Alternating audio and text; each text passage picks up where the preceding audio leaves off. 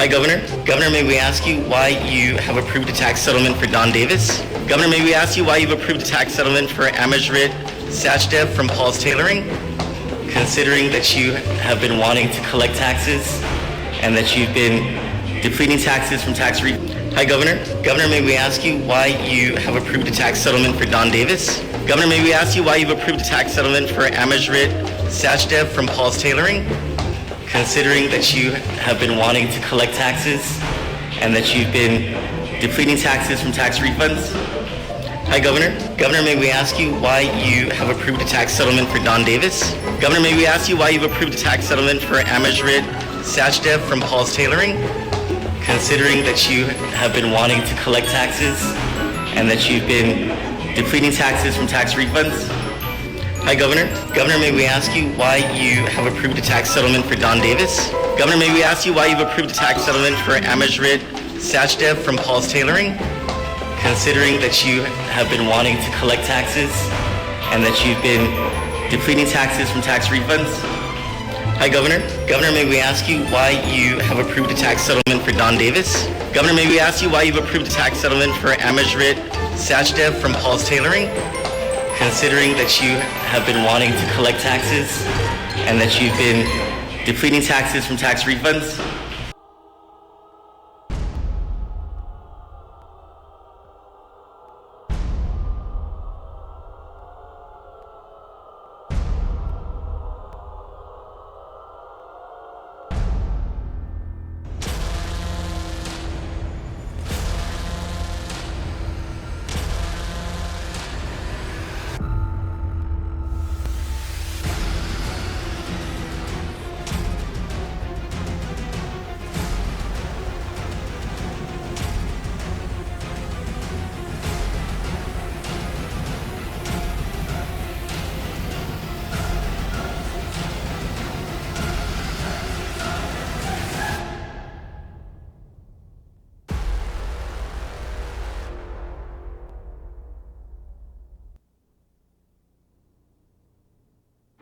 So the BPT of 5%, do you think that can already be brought back to I have made my 4%? position about that, and I have said that I don't want it rolled back.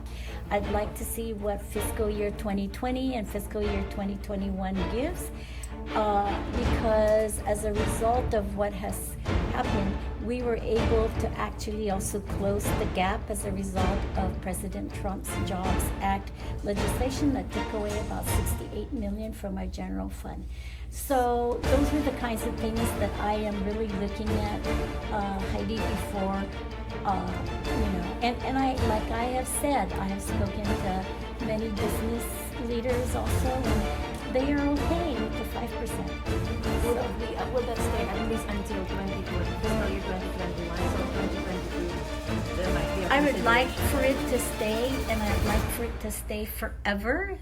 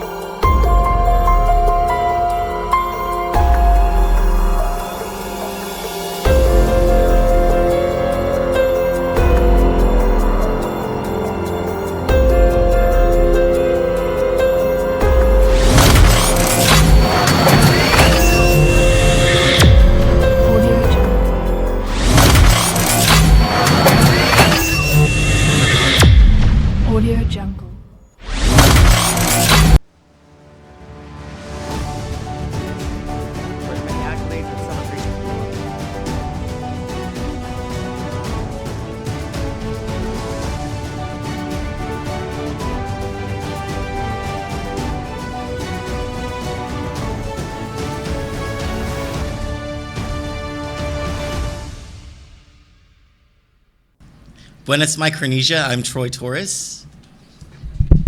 And I'm Romeo Carlos from Guam Blog. And Johnny is out tonight because she's feeling a little under the weather with She's all this rain. she's tired. Well, you know this rain has everybody a little sleepy. I am for sure. And plus, it's been kind of busy around the office these days, like different things. But so she's watching though, and welcome, Chelu, and we love you, and we can't wait to see you tomorrow.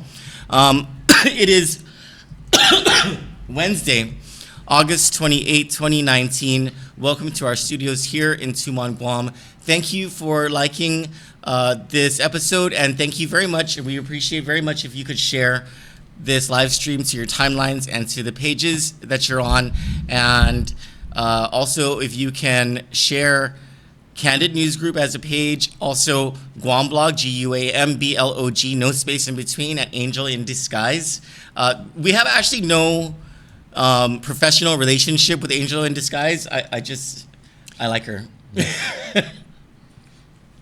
No comment. On the subject of promotions, I'm Jewish, so I have a thing about spirituality and card readers and soothsayers and all those other things that the Bible says you don't fuck with.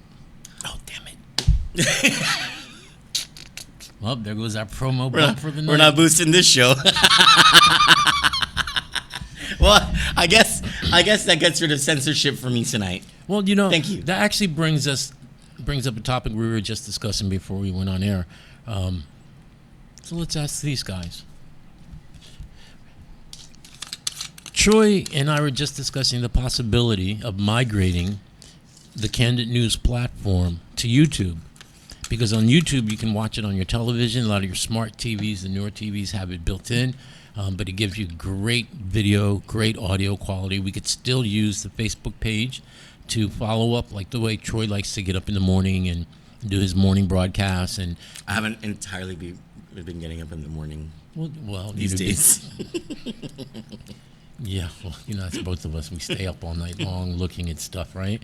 But what do you guys think? Would you like to see Kandit News move over to YouTube? That doesn't mean we won't be on Facebook, but Facebook, we can be more effective in terms of those spontaneous broadcasts that you like to do, quick updates, breaking news reports, and, you know, just regular socializing and having fun on Facebook, and then broadcasting Kandit News on YouTube. You still our nightly shows. Just the nightly shows. A bigger platform, better quality audio. There's so much more you can do, too. We can have picture-in-picture and bring people in. We can bring those people who sign on board. They want to call in. We can do live picture-in-picture interviews with them. Mm-hmm. So if you like the idea of maybe seeing Kandit News go to a bigger platform so you can watch it on your big screens, leave a comment. Let us know. I think we can probably work out something and wrap up this year with Facebook and then reposition for growth in 2020 in January. It'd be something fresh and exciting. Yeah, let us know. That would be very interesting. Let us know. Okay, so we got some goodies for tonight. Yeah, I'm trying to find. They're in the links or the documents. So tonight's posted. show's called Fakers and Heroes, right? So we're gonna start with some heroes. Yes, Because I have a hero today. Well, let's start with your hero. My hero is Senator Therese Terlahi. Cholo, Yes, sir. could you pop that video on a split screen so that people can see what I'm talking about? So I was watching last night after the broadcast. I went home and watched yesterday's legislative budget hearings, and then today I woke up really, really early, you know, and after reading the newspaper with that excellent news this morning, and I was just watching as much of it as I could today, and I just couldn't get past this idea, this feeling, the way Therese Terlahi is fighting so hard for common sense and the people of Guam and what's really important to the people of Guam. Mm-hmm. She's like a hero. She is. She really is. That's Andrea Pellicani called her as such. Yes, she is a real heroine. So, and she's tough. You know, she doesn't put up with the bullshit. You know, she's tough. She looks them in the eye, and she politely lets them know Mama ain't having it. So it just made me think of Margaret Thatcher and the Iron Lady and the Iron Man. Hence this little video thing. So I'm so old that at first I thought it was RoboCop. I was like, oh, I forgot that RoboCop was red. No, it's our Iron Lady. I know. I'm an idiot. And yeah, so she gets in there and she sees the brain farters, you know, and beep, beep, beep, beep. Fight for the people engaged, you know. It just made me think, heroes fight for you, and the rest of them, they're in there fighting for Lou. Well, that was perfectly timed. That was like perfectly timed. Hey, I made the video. I knew it was coming. I knew it was coming. That was pretty. It's like we have a teleprompter in front of us. You know we have teleprompters. Did you know Yeah, that? I do. We just never like. How many times did we use them for a show, Cheller? Like twice. No, the actual teleprompter, not the twice, right? And then maybe like 3 other times we held up a laptop to the camera to play whatever because we didn't want to have to deal with loading the teleprompter. No, you guys have no idea. This guy here is loaded. When he decided to invest in opening up a new media enterprise, he really went all out. He's got a full production studio capability sitting here that you have no idea, and they keep ignoring me because I want to bump this up to the next level with segmented programming, packages that are pre-recorded, and engagement things that we just don't see. But if I can convince them to move to YouTube, then maybe it'll be easier to convince them to open up that box of toys in there. And well, that's not let like the Romeo so. play. I'm the wrong person to have that conversation with because I don't know anything about technology. Oh, I do. That's for Cello over here, and Carlita. I didn't say that, boy. He did. See, it works to be the partner that has the access to the microphone. No, the power of the mic. But yeah, so hopefully we get to YouTube. I get to play with all that stuff, and we can do some really great things. I use that teleprompter so I can make sure I'm not slipping words in there I shouldn't be saying. I like expression. So we are gonna get to Therese Terlahi. Actually, we're gonna save her heroism for the piece de resistance of the show. She was fighting again today hard, and I just like, wow, good show there. We're gonna start with the Port 9. And we call How it Port about 9. that story? I think I was the first one who called them the Port 9. Thank you. And trying to give it to the media. That was me. Oh, really? Oh, okay. I got proof. It's on I was the like, wall. because of Mary and Yes, Shelley. because it was right? more than 7. They kept saying Port 7, and there were more than 7 people that were axed and just criminalized by the last administration. But yeah, that was such a great news story. And at the same time, you were blasting it, and you went live after the gym last night. Oh, yeah. I had just read it. I was looking to shut down and go to sleep. I said, let me check the news sites first, see if they posted yet. And I just like, whoa, what is this? So, let's cast to my screen. What we're looking at, okay. This is a filing on April 23 of this year in the matter of Francine Rocio versus Port Authority of Guam Management, filed by her attorney, Georgette Concepcion, if I'm not mistaken. Yes, Georgette Bello Concepcion. Francine Rocio was one of the Port 9, one of the 7 employees who was fired from the Port Authority back in, I believe it was December 3, 2011. Yes. If I'm not mistaken, for an action that was really declared on November 28, 2011, and the dates make a difference because it deals with the 60-day rule and when the clock ran and all that stuff. But it also deals with an illegal meeting held at the Port Authority where the most of the conspirators had met outside of the open government law to plot their dastardly deeds. But truly, it was plotted days before in the governor's office, in the governor's chambers, and I was actually there for that meeting. And I've said as much to the FBI, and I gave them the details of that meeting and everything. So, in this matter, in this April 23, just this year, filing by Francine Rocio, it is a declaration made by her attorney about all the documents that exist in this case and whatever is. So this is leading up to today's hearing where Ms. Rocio, basically won her case. Oh, she won. I asked someone to send me an update. She won? As I understand it, she won on both the motion to get rid of the whole thing because of the 60-day rule and the motion on it's not the merits, it's something else. It's something about, anyway, it's about how when she got her adverse action, it was very vague and it didn't say exactly what she was being accused of. You know, when you're accused of something, you're supposed to know what it is. And so the port management at the time made it so vague that, you know. It's so bullshit. Yeah. They couldn't make it stick. Yeah, they couldn't make it stick. So the thing about Francine's case is that she received the same adverse action that everybody else did.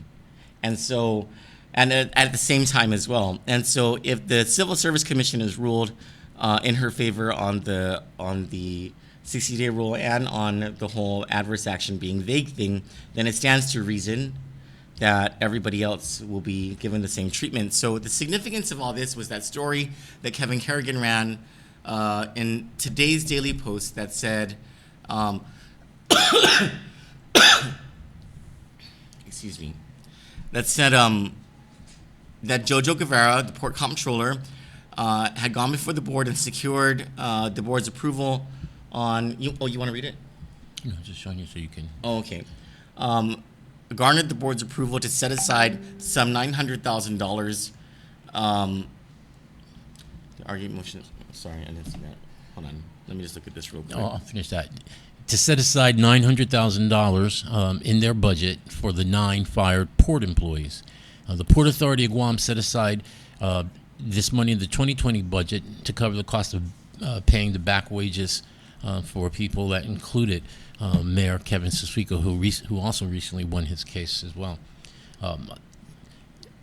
Did Orca come out squealing about this yet? It's the first thing I thought. Was she going to start splashing around?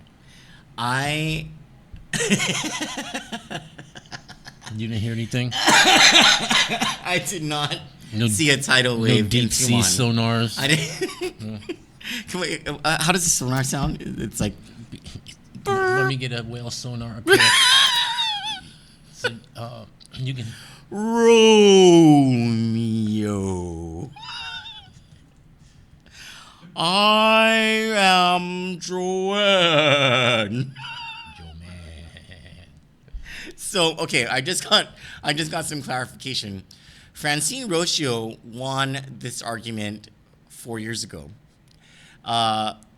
She has to argue it all over again, and she did in today's CSC hearing, and the CSC will be prepared with the ruling within 14 days. You see, this is what confused me about this story earlier, and that's why I stayed up all night long looking back at some old files.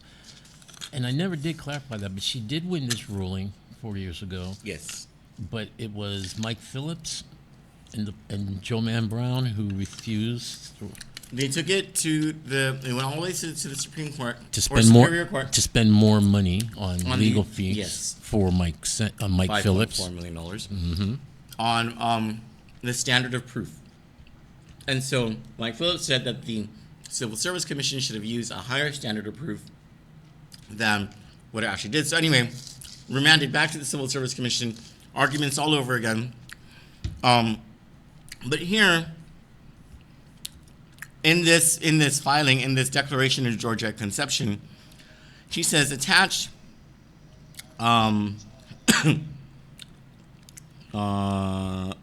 attached as Exhibit A is a true and correct copy of an excerpt, pages 14 through 16 of the Commission's deliberation transcript of November 5, 2014. This was when the Civil Service Commission made its ruling. I want to read to you what the Civil Service Commission said about this case and would have said about every single other case had Mike Phillips not tied this up in litigation. Okay, continue. We are getting feedback from former Port General Manager Joe Man Brown right now. Can we? Sonar resonance is giving us this.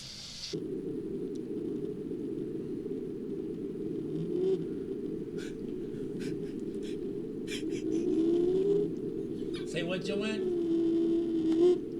Speak up, girl. I can't hear you. So, what do you think Roy should do now? I'm sorry? Take Take that dolphin out your mouth. Yeah. Okay. But what did Mike Phillips say? Oh, really? Yeah. So what are you going to do now? Okay. That's like perfectly timed. You should see his screen. Is that the baby? You should see his screen. Okay. That was our interview with former GM at the Port Authority of Guam, Joe Mann. Actual audio recording. Joe Mann. Of Girl, be quiet. We're on air.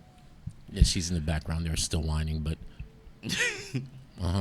Remember when she used to run for the legislature, and she used to win. She didn't slots? run. She would just stand there. She used to win slots 8 through 12. And That wasn't me. That was him.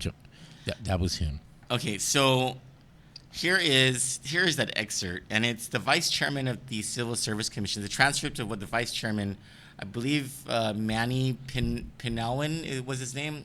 If I'm not mistaken, this is Manny Pinawan, or it might be Daniel Yongaro, I'm not sure. But it says a conspiracy between employee Francine Rocio, Frank Roberto, Paul Salas, or any other PAG employee, and that Francine Rocio participated in the conspiracy to commit theft, fraud, and to cover up actions relating to this and other prohibited acts. There is also no evidence whatsoever. So I believe that this line starts with, there is no evidence that a conspiracy between employee Francine Rocio, blah, blah, blah, exists, right? So then it says, there is also no evidence whatsoever that shows Francine Rocio helped Mrs. Meno attain workers' compensation benefits illegally. Thus, management failed to meet the burden in proving the fourth allegations. In addition to management's failure to support any of the charges against the employee by clear and convincing evidence, the adverse action is procedurally defective to begin with for violation of PAG personnel rules and regulations as follows. Rule 11.306, notice of proposed adverse action, which states in part, an employee against whom an adverse action is sought is entitled to immediate written notice stating any and all reasons specifically and in detail on the proposed action. The notice of proposed action violates Rule 11.306 because the reasons in the written notice are nonspecific, as all alleged violations of personnel rules combine several offenses in one statement connected by the word or. Rule 11.401b, under the Guideline for Disciplinary Offenses and Penalties, states, many of the items listed in the schedule combine several offenses in one statement connected by the word or. Usage of the word or in a charge make it nonspecific. Use only the items which describe the employee's actual conduct and leave out parts which do not apply.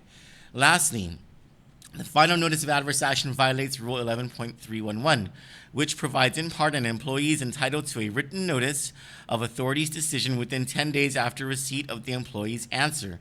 The decision shall be made by the general manager. The notice shall be in writing and state the specific facts upon which the adverse action is based. However, instead of stating the specific facts found by management that management determined to merit the severest sanction of termination, the general manager just referred, and they're talking about Joe Mann Brown here, just referred the employee to the unproven allegations in the Ports Council's report and referred to the alleged events in the report as facts. So just a pause right here. What the Civil Service Commission is saying is that management's report, what Joe Mann Brown and Mike Phillips are always talking about, their findings of conclusion and facts in law. Findings of law and conclusions in fact. It's a document that John Bell and Mike Phillips created. Some like 24 pages long or something. And in it are all the accusations against Bernadette Meno, Vivian Leon, and the 5 others. Shall we show my screen? To include...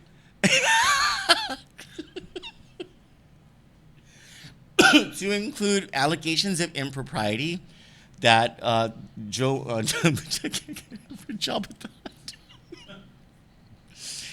allegations of impropriety alleged by Joe Mann Brown, Mike Phillips, and John Bell on the part of then fired General Manager Mary Torres. This findings of law and conclusions of fact, or whatever the hell it's called. In other words, it's saying your opinion is not a fact, bitch. So the CSC says those are not facts whatsoever. Yeah. Those are allegations. That's management's position, basically. Consequently, the final decision by the general manager strongly suggests that Rule 11.306 was also violated with regard to the requirement that notice of proposed adverse action concerns only proposed action and not a matter already decided. So, Mr. Chair, and I'll get to the document that shows this. So, Mr. Chair and Commissioners, based on all of the foregoing, my decision is to revoke the adverse action in accordance with CSC Adverse Action Rule 11.7.2. Thank you. And then Commissioner Hong Yi says, okay, I'd like to thank the Vice Chair. He did a really thorough job in reviewing this case, and some of the points he mentioned is also included in my deliberations. Now I'll just specify some of them. There was an allegation that the employees comment on regarding Dr. Hayashida. So he was the port's, the surgeon guy that would have been involved in Bernadette Meno's back the surgery. one who did her exam. Yes, the one who did her exam. We are fortunate to know and having him as our very own personnel surgeon for the port. Now, that says personnel surgeon. What I want you to know is that in the spin that went into the entire conspiracy against the Port 7, or the Port 9, Adeloop, Joanne, and Mike Phillips purposely called this a personal surgeon, made it sound like Francine Rocio was referring to Dr. Hayashida as the port employee's personal surgeon to make it look like there was impropriety on her part. But all Francine Rocio was saying was he's been the port's personnel surgeon for many other cases that preceded this and that are identical in the workman's compensation as this case. Management did not prove that Ms. Rocio was collaborating to defraud the government by a statement. That's what the Civil Service Commission said in 2014. Had they ended the litigation here, Gov Guam would not be on the hook for millions of dollars in back pay. Or the millions of dollars that Mike Phillips charged to run this scam through the Civil Service Commission on the people of Guam. You're absolutely right. And so there was. Why don't you take the conversation from here, because I need to find the transcript of the illegal board meeting where this 10-day period that in the Francine thing is discussed, and it's very telling. Now, just so you understand how important this case is, the Port Authority of Guam is our key entry for all goods and services coming through here. I mean, we get things through freight through the airport, but Port of Guam is key. And to cover the liabilities that this criminal lawyer, Mike Phillips, and his accomplices, Joanne Brown, Tiny Dan Tadinko, Mike Benito, Christine Boleto, all of this body of corrupt criminal activity that was allowed to get away with it for so many years at the port, it's going to cost every single man, woman, and child and business on Guam. Because in order to pay this astounding amount of money that will be owed in back wages and benefits, they're going to have to raise the tariffs. They're going to have to raise the rates again. And I'm sure Matson won't have a problem with it because they'll be able to hide some of their own rate increases in that. But one of the things that I find truly disturbing about all of this is somebody like Mike Phillips, who's earned over $5 million, almost $5.25 million. No, 5.4. Almost $5.5 million. They aren't going to have to pay anything. They're not going to have to make any kind of restitution to these individuals. They're not. Unless he's sued.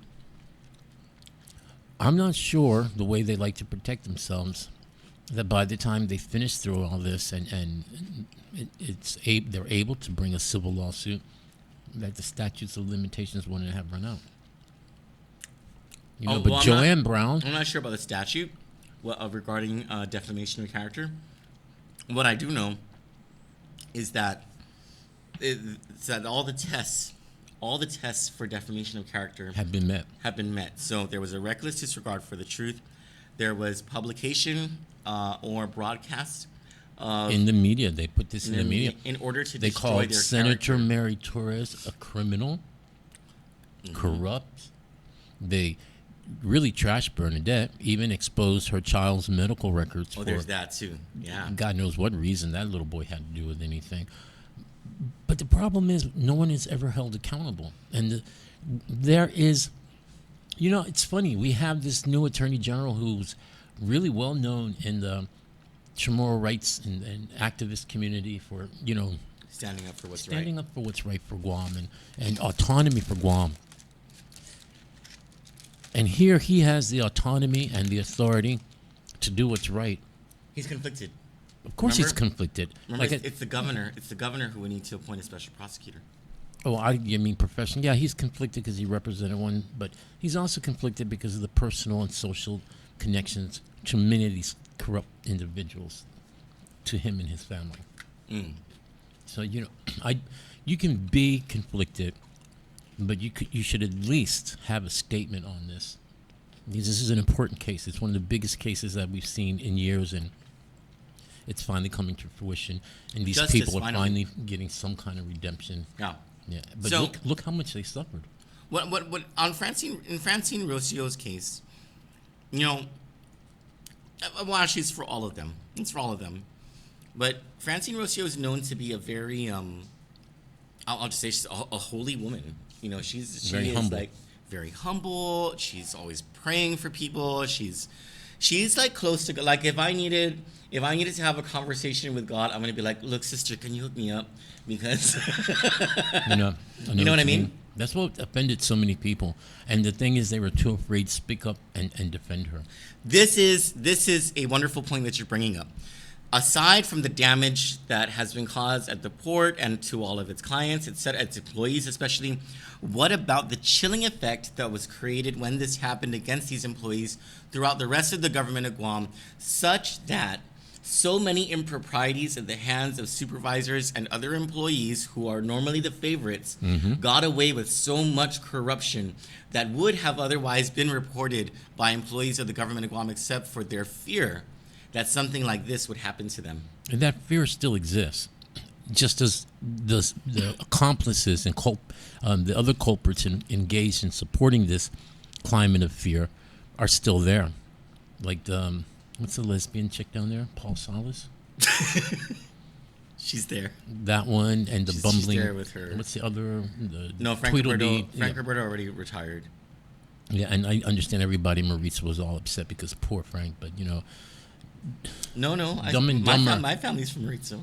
Yeah, They're but on my side. They're on my side. he was able to retire and actually have people defending his name and defending him while they smeared and slandered innocent people and had fun doing it. Oh, fuck Frank Roberto. You know? And fuck Paul Salas. Fuck them. Fucking what pussies. And then they wouldn't take our phone call. And the wife, too. The wife who works at Paul Salas' lesbian wife who works at Adelup. Yeah, well, so that's the disturbing thing. We're seeing some progress, thank God, But with the the damage Civil that Service has been Commission. done. Yes, and with this new administration, a lot of people still don't have very much encouragement Well, we're going to get to some corruption in that this they will be able administration. to stand straight again. But kudos to this Civil Service Commission for doing the right thing. Well, go ahead and cast to my screen. I want to show you this whole issue about the 10 days that they're talking about and how it fits into the 60 days and the difference between a proposed notice of adverse action and a final notice of adverse action. Basically, the proposed notice says, we are proposing to fire you. Make it quick because we want to get to the juicy stuff. Okay. The final notice is you're fired. Yeah. Right. So then there's this 10-day window that they talk about, but what the port board in its illegal November 28 secret meeting failed to take into consideration. No, I'm sorry. Considered but then ignored was the 10-day period for response. So you see it here. Executive session convened at 11:15 a.m. These are the executive session minutes. The general manager, Mary Torres, was trying to put a hold on everything, trying to say, look, I haven't had any time to review the documents. We need to put a hold on this. And then, so she says, let's put a hold on this, but then legal counsel is in a hurry. Mike Phillips is in a hurry. He says, we're already on day 50th. Sorry, that's Leanna Cabrera grammar. We're already possibly on day 50. They got another 10 days. So the 10 days of issue today would end on day 60 of the time period that we're very confident about. And those 10 days are included in the 60. So we're on day 50 of 60. It's not 60 days. It's really a full 10 days or so. That's exactly how Mike Phillips talks.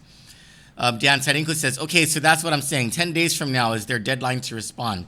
he says they have a deadline within the 10 days and we have a deadline of 10 days.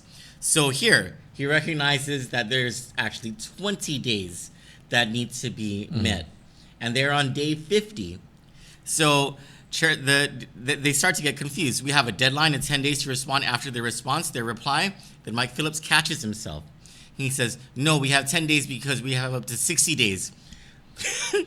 We have 10 days no matter what the law says, because the other law says we only have 60 days. So since there's only 10 days left, forget the 20 days total. We're just going to go with the 10, everyone. So this is the last day, he says, and Dan Tiding catches on and says, okay, so what I'm saying, though, is we issue the actions today. So they're in a hurry.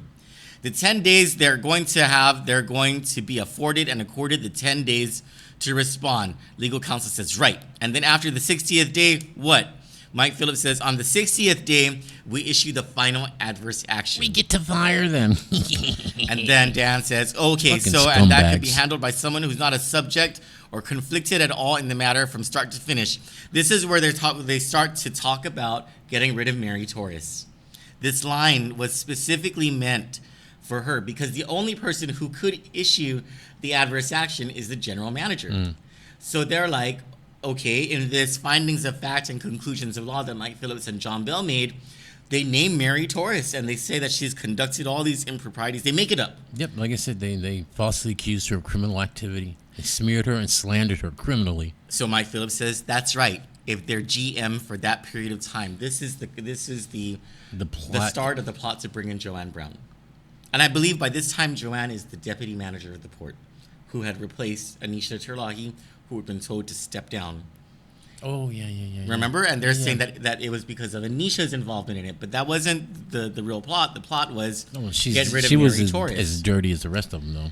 It was get rid of Mary Torres if Mary refuses to issue the final notice of adverse action. Yeah. And that's exactly what they Well, did. you know, Mary was only at the port because they got rid of her at the airport for not wanting to sign off on another massive scam over there. So they figured to get rid of her out of the airport, and they tried to clean up things a little bit, and they sent her down to the port, and she just refused to cooperate with their illegal plans. So Shelley Gibson, so Mr. Ed Elau says, comment made and decipherable. I don't know who's VC. Who's VC? Vice Counsel? Vice Chair Mike Benito. Vice Chair Mike Benito. So there's no language about the chairman doing it. So they're trying to skirt around the whole Mary Torres issue. And at least for Mike Benito, he's like, can the chairman of the board do it if Mary is conflicted because she's named in this report? Darlene Heighton, that beluga well, says, no, nice try, Shell, nice try.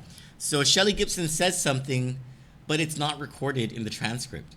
So my assumption is that Shelley is either saying that we should hold off or something, but then Shelley says down here, it's in there, keep looking. So Shelley's trying to hold them off. I've actually never asked her what she said about this.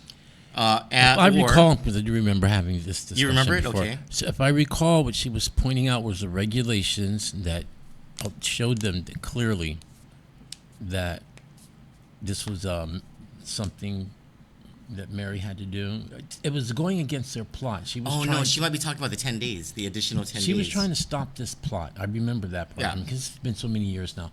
But when this came up, there were other executive session minutes that were not properly transcribed with missing dialogue, and I just thought it's strange. That's in the Mike Phillips office. They had things that said, not decipherable, and it was a way of them covering up, hiding what they didn't want to ever come out in public. Yeah. But I do remember this conversation with an individual who was saying that Shelley Gibson was trying to point out to them how they were in error, and it was in regulations, and they're like, yeah, nice try for trying to stop us, basically. Yeah, because Darlene Heighton's a beluga well bitch. Yeah, that's basically what that was. So, I mean, this is coming to a close, this port thing. And it's not coming to a close. It's coming to a head. It will never come to a close unless the people of Guam demand that the millions of dollars that were cheated out of their pockets by Mike Phillips You're and right. his cohorts is put back You're where it absolutely belongs, right. and that's in the general fund. You're absolutely Those right. people But at least need for to the be victims, held at accountable. least for the victims. Yeah, it's coming to a head for them. They'll have some redemption, Yes. but the rest of us stay screwed because we That's will true. not recover the millions of dollars they scammed us out of. And just so this makes sense for everybody on what it means to each of us personally, $5.4 million is a crapload of money, including to the port's own operations. So in It's like order for the 10%. port to recover, yeah, it's like 10%. In order for the port to recover something like that, they had to raise tariffs over all of these years.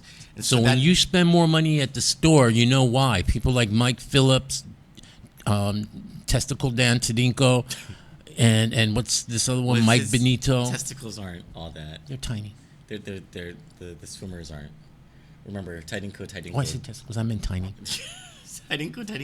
Tedinko.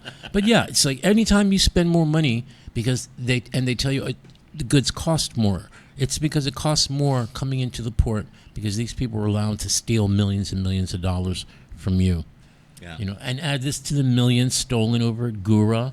I mean, God, see, I don't want to start talking about Eddie Cowell's administration again because, you know, he's really looking pretty good these days. No, we can talk shit about him anytime. Any The corruption still stands, but, you know. But no, I just don't want to because I can't, you know, we can bring it up again how You don't want it to corrupt get and boring, how right? dark that administration was. But then when you look over to your right, it's like, oh, God, look where we are now. Well, that's what elections are for. It's like, That's what elections are for. I miss you, Eddie. So, a couple of not so much investigative issues, but just news issues that have come to the fore because of Candid viewers. So earlier today, I got a tip, and I need to ask the police department about this tomorrow. But according to a couple of residents of Tumon, there has been a spree of smash and grabs. So it's apparently that's when someone smashes your car window And grabs and what you whatever leave in there. within a few seconds, right? Yep. Because the car alarms will go off or whatever. And so that's been going on. And so the part to the story that matters to everybody, because there's a smash and grab everywhere, right? Is that the police are not responding, or they're responding but they're not reporting the crimes in. It's not being part of the system.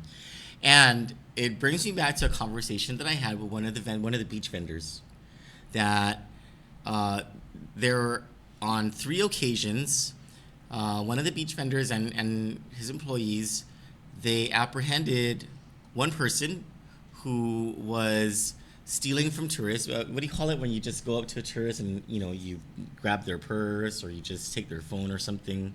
That's a snatch and grab too, but of a different sort. But The police would come, but they would let the guy go.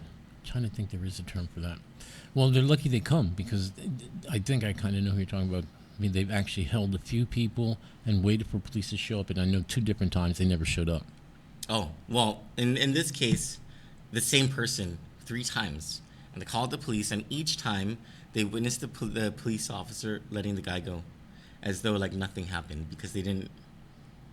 Yeah, and Because they got the merchandise back. there was they got the even bag back. there was even a meeting between the then chief of police and one of the hotel general managers, because it had gotten that bad.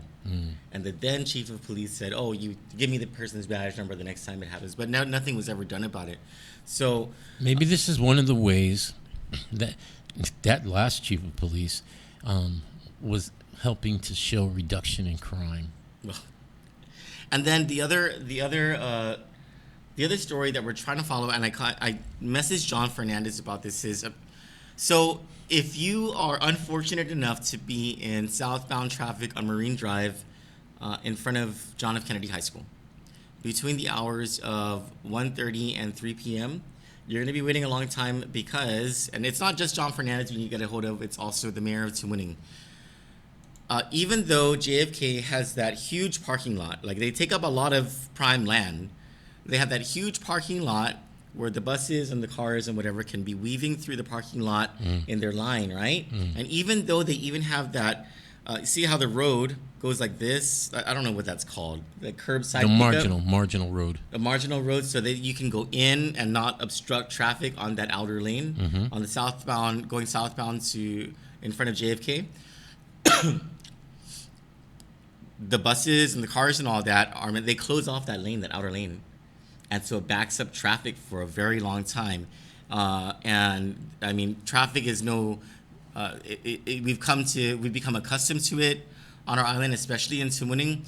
But if the managers at John F. Kennedy High School are just going to plainly ignore that they're causing this huge problem because they're having a power trip. No, they're too busy online trying to find ways to Screw with spook Mike St. Nicholas. Yeah, I know. I saw that. You know what? You cannot have that kind of reckless disregard for the rest of this island, and just because you run a school, you think that you're immune from some sort of criticism about that. I messaged John Fernandez about it, and he hasn't responded. Maybe it's because they've been in budget hearings or whatever. But when we come back, we're going to get to a matter We're about to take a break. Yeah, we're going to take a break. Can we see the Iron Lady again? Yeah, let's see I the just Iron- like her. But before we go to break, I just want to touch on something in case it's not part of our retinue tonight. I just saw something super funny. I don't know what that's responding to. So I was looking but at this Johnny stuff. just says, Eric Rosario, I'll beat you up, Prim. Well, you don't need to beat him up. You need to go down to the legislature and beat some people up. But Excuse me. can we have a moment and leave you with the thought so we can go out and contemplate it? This legislature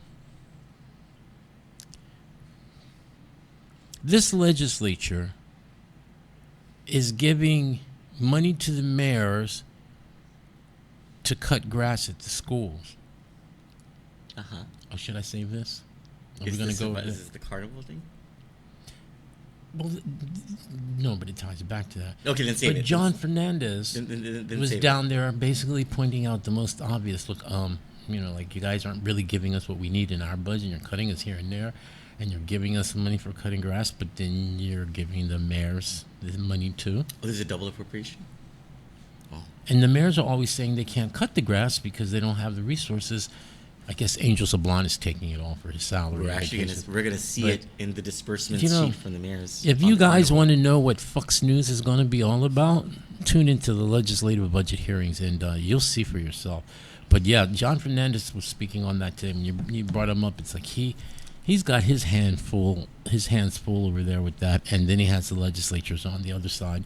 But so we're going to go to break. We're going to leave you with the lovely Iron Lady, and this video was created out of love and admiration for Therese Terlahi. Yeah, we're like Therese Terlahi fans. Someone needs to get us Therese Terlahi shirts. I asked for one, but I think I scare her when she was running for re-election. She was too busy working to actually come to this function on time, but I asked for one, and but I think I scared her. Guam blog scares people, so does Kandit News. Well, Senator Therese Terlahi's staff or campaign or whatever. Yeah, who works for her? I'm a medium. Yeah, I'm medium too. Oh, maybe we can get mediums and pretend they came from GMH and cut them up so they fit, like they do to the gowns they give to patients there. Chalu, I think that's our cue for break.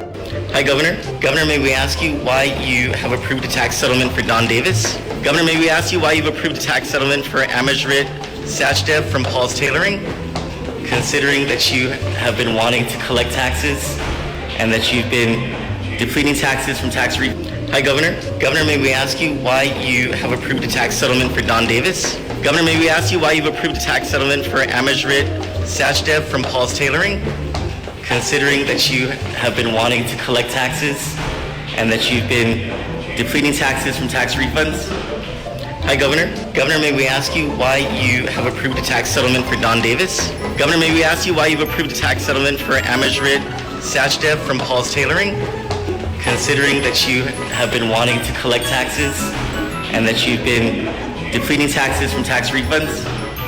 Hi, Governor. Governor, may we ask you why you have approved a tax settlement for Don Davis? Governor, may we ask you why you've approved a tax settlement for Amajrit Sachdev from Paul's Tailoring, considering that you have been wanting to collect taxes and that you've been depleting taxes from tax refunds? Hi, Governor. Governor, may we ask you why you have approved a tax settlement for Don Davis? Governor, may we ask you why you've approved a tax settlement for Amajrit Sachdev from Paul's Tailoring, considering that you have been wanting to collect taxes and that you've been depleting taxes from tax refunds?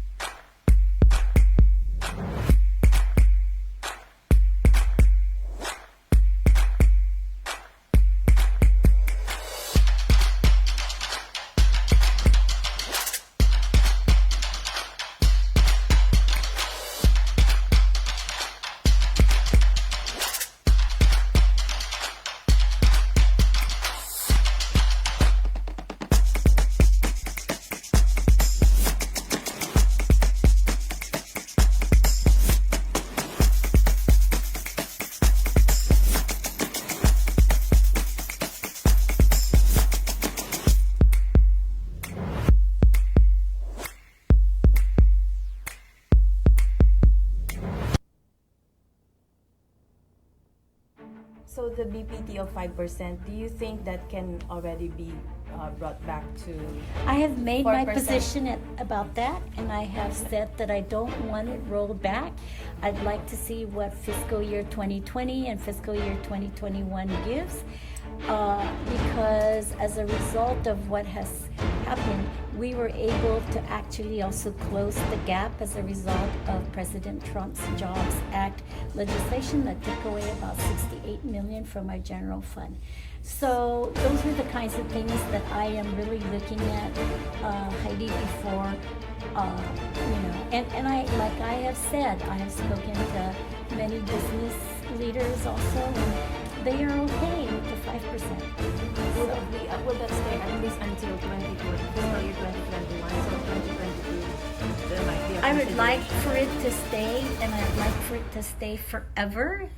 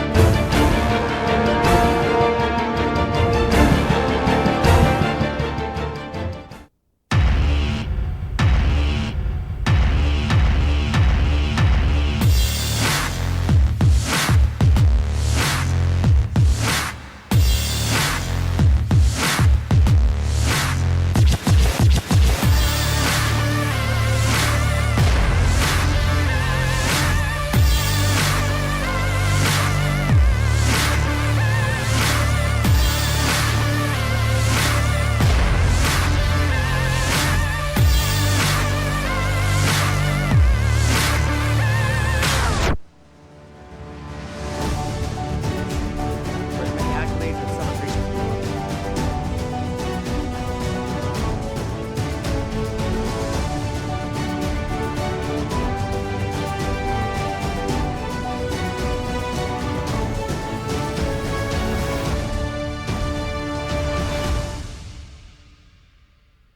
Real joke. You see? Welcome back, guys. Thank you very much. You know what? Can we just? I want to go over comments. Yeah, because I want to was see. actually just reading a message that came in. Let's hear it. Let's hear it. So this, I guess, was in reference to the mayors getting paid to cut the grass while DOE also has a budget to cut the grass. This individual says, I don't understand why the mayors are going to get more funding when they don't do shit. I used to work for a mayor, and let me tell you, half the time the majority of the mayors are not in their offices and their staffs don't show up unless they feel like it. Don't they still get people from the court who have to do community service to go out and cut and bush cut the villages? What happened to that? It's just a bunch of crock and giving the mayors additional money for doing things that supposedly already done.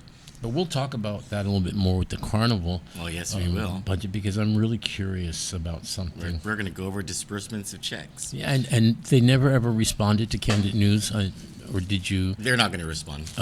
ask about how that security contract was placed? And it does seem like Officer Sanchez was in fact involved. You'll be surprised. His name is on the contract. You'll be very surprised. David Camacho says the Wicked Sisters, Wicked Witch of the East, Lou, Wicked Witch of the West, Tina, Wicked Witch of the North, Regine Lee, Wicked Witch of the South, Tello, the Black Cat, Babalta. Wait, wasn't one of those witches the good witch? Wasn't Glenda the Linda, the Good Witch of the North. Yeah, Glenda's the good witch of the North. Who's the North here? Oh, Regine Lee. No, she's Hardly not. the Good Witch. Hardly the Good Witch. Destiny Farnham says, I'm late. Buenas, Troy and Romeo. Buenas, Destiny. Buenas, Destiny. Hi, Hello. Rissa. So I cannot see everyone's comments. Sorry, I guess when we're live, it doesn't, whatever, right? It doesn't populate as fast. I yeah. noticed that. Can you see on yours? Yes, you want me to read some? Yeah, could you please? Do you want a peanut butter sandwich?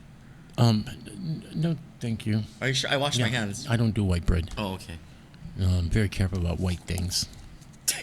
Just saying, you know.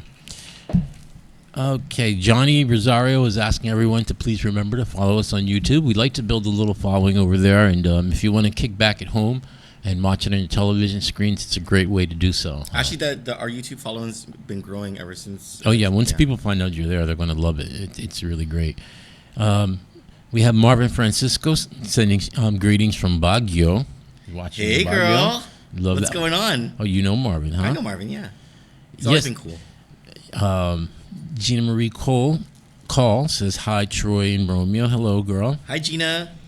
Lane closures require public works approval and public notification. What was it? Oh, this is in reference to your comments about JFK. Well, in this administration, it is jungle rules. And Gary Schoenhall says, I believe the term we were looking for the beach snatchings was pickpocket, but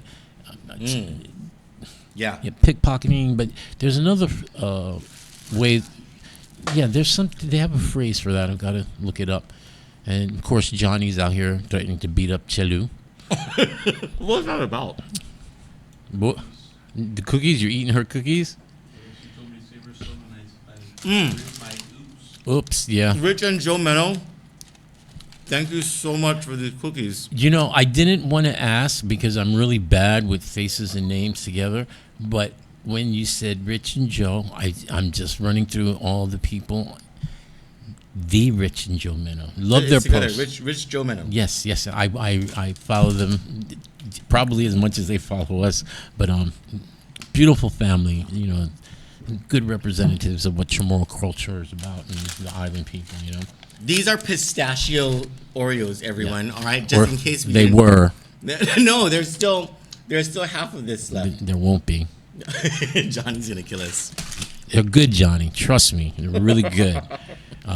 But yeah, thanks, Rich and Joe. It was really nice meeting you two. They stopped by the studios and brought some not available on Guam snacking for us. So we have Shelly Gibson was probably spinning and ready to just explode during that segment about the Port 9.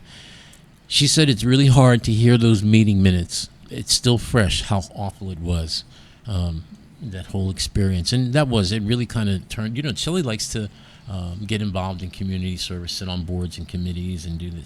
And I know for a fact that experience kind of chilled her out and she was just like so done. They went after Shelly. Yeah, they did. Oh, They went after R.D. Gibson, her son. so And you know that's the mistake. You don't fuck with Baby Bear. so Mama will come get you. they kept that from me, and I didn't know until afterward when Shelly was telling me about different things that were. And I was like, wow, like Yeah. they really because so I hated going to staff Governor Cowell because it involved like meeting lots of people and social blah blah blah blah blah, and so my coworkers, poor them, I'd be like, okay, these are your assignments. I'll write this stuff. You go handle it. You guys go handle this BS. And so there were several times when RD, Shelly's son, would be the staffer for Governor Calvo. And there were a couple of occasions, not how Governor Calvo treated RD. Governor Calvo was always not always, but he was a professional, right? It would be other people in the administration, like that fat fucking sperm whale Joe Man Brown. I'm just going to continue reading comments. I don't want to reduce our promotability by talking. Dave Camacho says there is interpretation OS skewed in order to meet their evil ways. Not sure what he's talking about there. I think he's talking about the port board. Oh, interpreting the law to meet their evil ways. I get it. Hi, Alicia Kanata. Yeah, she's been asking what did she miss? A lot. You miss a minute on Candid News, you miss a lot. But you can always watch after we're off. You know, people love watching while we're live. You know, you can still participate. Your comments show in order of the subject matter while you're reviewing this at home at your leisure. We do have another message that I'm going to use to set us up for our next segment. So today someone sent a screen cap of something from 2018. Yes, can you read that? Can you read that? Yeah. What is in that document that you got? You know what, Cello? I'm going to pop something up. Give me a second here. No, don't. Not yet. Not Just yet. give me a second. Source information. Yeah. We got to keep that one private there. Yeah. You can go to the screen now. So we've been discussing the circus taking place down at the legislature with this budget hearing. Troy and I were discussing it. He said it's not really late. to have the Well, discussion. compared to other budget years. But compared to other budget years, we actually had experienced lawmakers. Whether we liked them or not, they were, they'd gone through the process before. So it makes you wonder why, knowing that so many of the lawmakers are complete noobs, they would wait to the very last minute to look at one of the most complex budgets that we've had in years. So some interesting things came up today. And Troy and I will get into that in a minute, but I want to read to you this very interesting reminder from March 2000 and yeah, I'm just about to 2018. Just last year, huh? Yeah. Just Oh, you know what? Let me download this first and make it easier to zoom.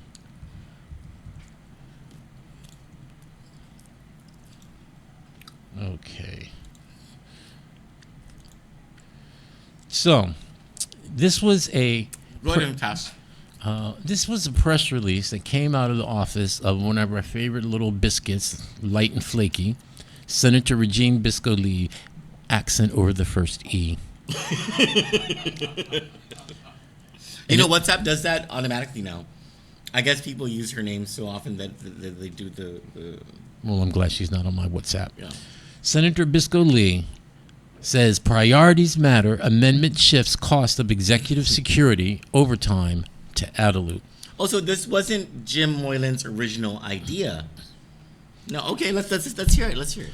So, in March of 2018, Regine Bisco-Lee amid an executive decision to shut down the Agana precinct of Guam Police Department to save on the cost of overtime pay, said that she believed GPD can no longer fund the cost of overtime for executive security from GPD's appropriations, and she wanted to transfer that responsibility to the governor's office.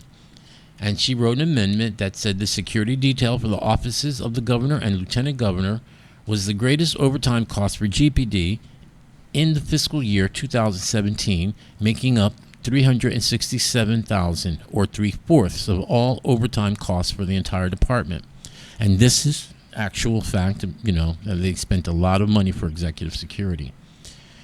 Mm-hmm. If GPD's budget struggles are so great that it can't afford overtime in the Agana precinct, Regine Bisco-Lee wrote, how can GPD afford it at Adelut?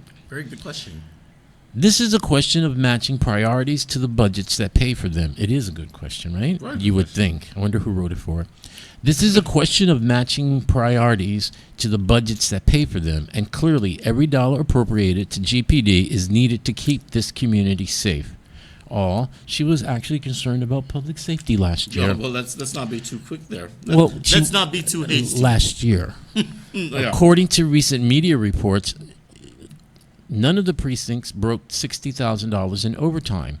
Agana precinct had the highest overtime at about $58,346. The Agate Command accrued only $28,770 in overtime, making it the least costly among the precincts in terms of overtime. But the Agate precinct, they make up for that with their drug stuff. Can I just so like I'm not a grammar Nazi as much as I am like a numbers Nazi.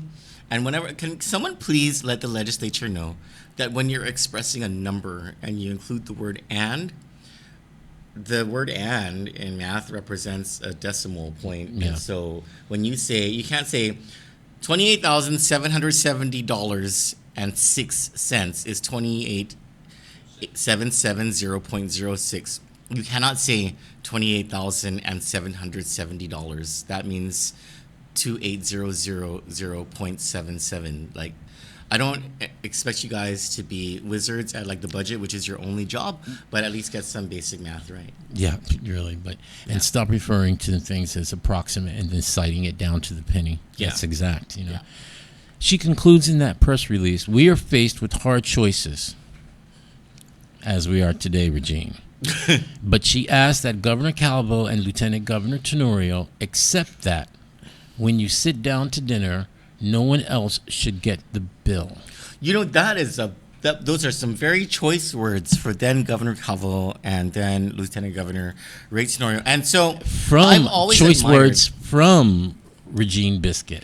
So I've always admired like Madonna for her ability to not just change with the times, but to trend set, right? And like she changes like this, you know? Yeah. But and it's always so fashionable. And maybe Senator Regine Bisco-Lee is just this fashionista on this island, you know, because she's very about like those soirees and Very fickled with she's the material girl. the fashion of the moment, the mode of the moment. So maybe that's where maybe her inspiration regarding change It's pop culture. is Madonna related. Yeah, nothing deeply rooted in anything meaningful. Very frivolous, light, and malleable with the wind. If I can change Frozen. your heart. Well, the reason why this is an interesting trip down memory lane, thank you to the Guam blog follower who sent that in to us, and I believe he sent it to you, Kandit News as well, right? Another person sent it to me. So yeah, This is making its rounds. This has been making the rounds today, and I wondered why. So when I showed up tonight, I asked him, did he get this? He said he'd seen it, but he had a surprise for me, because I was catching up on yesterday's hearing, and I was in and out of today's hearing, and then decided to make my little video for my hero, Therese Terlahi, and I missed a segment. Well, the legislature made its own video, and it's live. It was live from the legislature today, where they were discussing. They were discussing this whole idea of. So Senator Jim Moylan makes an amendment and does exactly what Senator Regine Lee wanted to do just a few months ago during the Calvo administration. Senator Jim Moylan wants to make executive security something that's paid for by Adelupe's budget. Yeah, and no if longer they by want Guam Police bodyguards Department's to budget. feel like they're like the Yes. president of the United States, then they should pay for it. So you would think that since Senator Regine Lee supported, and I think may have She wrote that proffered amendment. idea, it was her amendment just last year, that she would support Senator Jim Moylan's amendment this year. Now, let's just hear. Surprise. No, let's just hear what Senator Regine Bisco-Lee has to say about this crap this year. Not travel, nothing. Yeah, And I was a police the- officer when Ricky did that. While we're talking about the police department budget, the amendment Right. is trying to restrict the police department's budget from being used on executive security. So I think it's a perfect place to discuss this. Understood. And I agree Love with the this amendment. lady. Senator Lee, you have comments? Sajid Masi, Mr. Chair. Mr. Chair, these comments are, I guess, a question for perhaps BBMR. Mr. Carlson, are you able to comment on any overtime costs accrued by the or Mega Haga in terms of executive security? Thank you, Senator Lee. As the body knows, the first gentleman declined executive security. The governor is very conscious about the costs associated with executive security. However, the governor on several occasions has not availed herself to the complete coverage of executive security. I know that firsthand because I traveled with her twice, and I kind of was her executive security for all intents and purposes. So she's very considerate of the costs associated, particularly she feels it's not necessary for mainland travel. She has been accompanied by executive security in her recent travels to the FSM and to the Philippines. And I would like to also, just if I may, make a point that He forgot to mention the Japan. prior amendment spoke about, the increase in crime. And so I just think it's very incumbent upon the body to realize. Wait. Did he just say she needed the executive security because of the increase in crime? Yes. He cited our problem with spiraling crime rates as a threat to the safety of the governor. Yes. While they're shortchanging GPD and the rest of the public safety. Yes. When they can't lie and they have to try to be honest, they just come across as some of the most. I hate really keep saying how stupid they are, but this is just ridiculous. We agree. Let's continue. I missed this That part. we do live, unfortunately, in a very uncomfortable time. And He's going to drive the budget point home. for the Guam Police Department does include, and has included for a number of years, the funding for executive security. And that has been part and parcel to GPD's mandate and focus. But I assure the body that the governor is extremely mindful of how much those costs are, and at any time that she has an opportunity to mitigate them or not incur them, she will. Thank you very much, Mr. Carlson. I ask these questions because if maybe my colleagues who were here last term, or maybe the public will remember, last term I was a stickler about executive security, especially the overtime that was accrued for the executive security detail. And I just really tried to drive home the point that the amount of overtime used for executive security in the prior administration, it was, I think, double over what the entire Hagåtña precinct had in overtime. And so it was just a huge disparity in my view. But Mr. Chair, never once during that time, even with all those, in my mind, abuses of executive security and overuses of it, never once did I ever proffer an amendment to prohibit executive security. And Lie. with keeping that in mind, I object to this amendment. I think that it's important that every single person in our community feels safe, and that can include the governor. It should include our governor and our lieutenant governor. Thank you. Let's Thank just okay. So let's talk about the bullshit that is from the top. Let's start with go the to math. Let's go to the 10,000-foot view. Well, I have to start with the math. Okay. Let's go because to this the just brass shows tacks. you how utterly inept and dumb this girl is. Well, she's a liar. First of all. Which makes it even worse, because if you're going to lie, at least be smart. But she just said it was at least double. Honey, She just makes it up. 300, almost 400,000 is more than double, almost 30,000. Just so you know, I just need to point that out.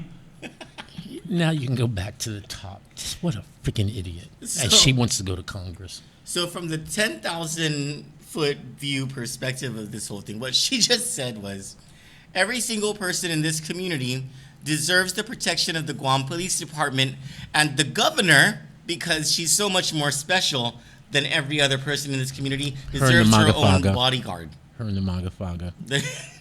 Yeah, I noticed how they conveniently didn't mention that they took a security detail to Japan, one of the safest countries in the world. Now, the Philippines, I've been there. Duterte has machine guns on the streets.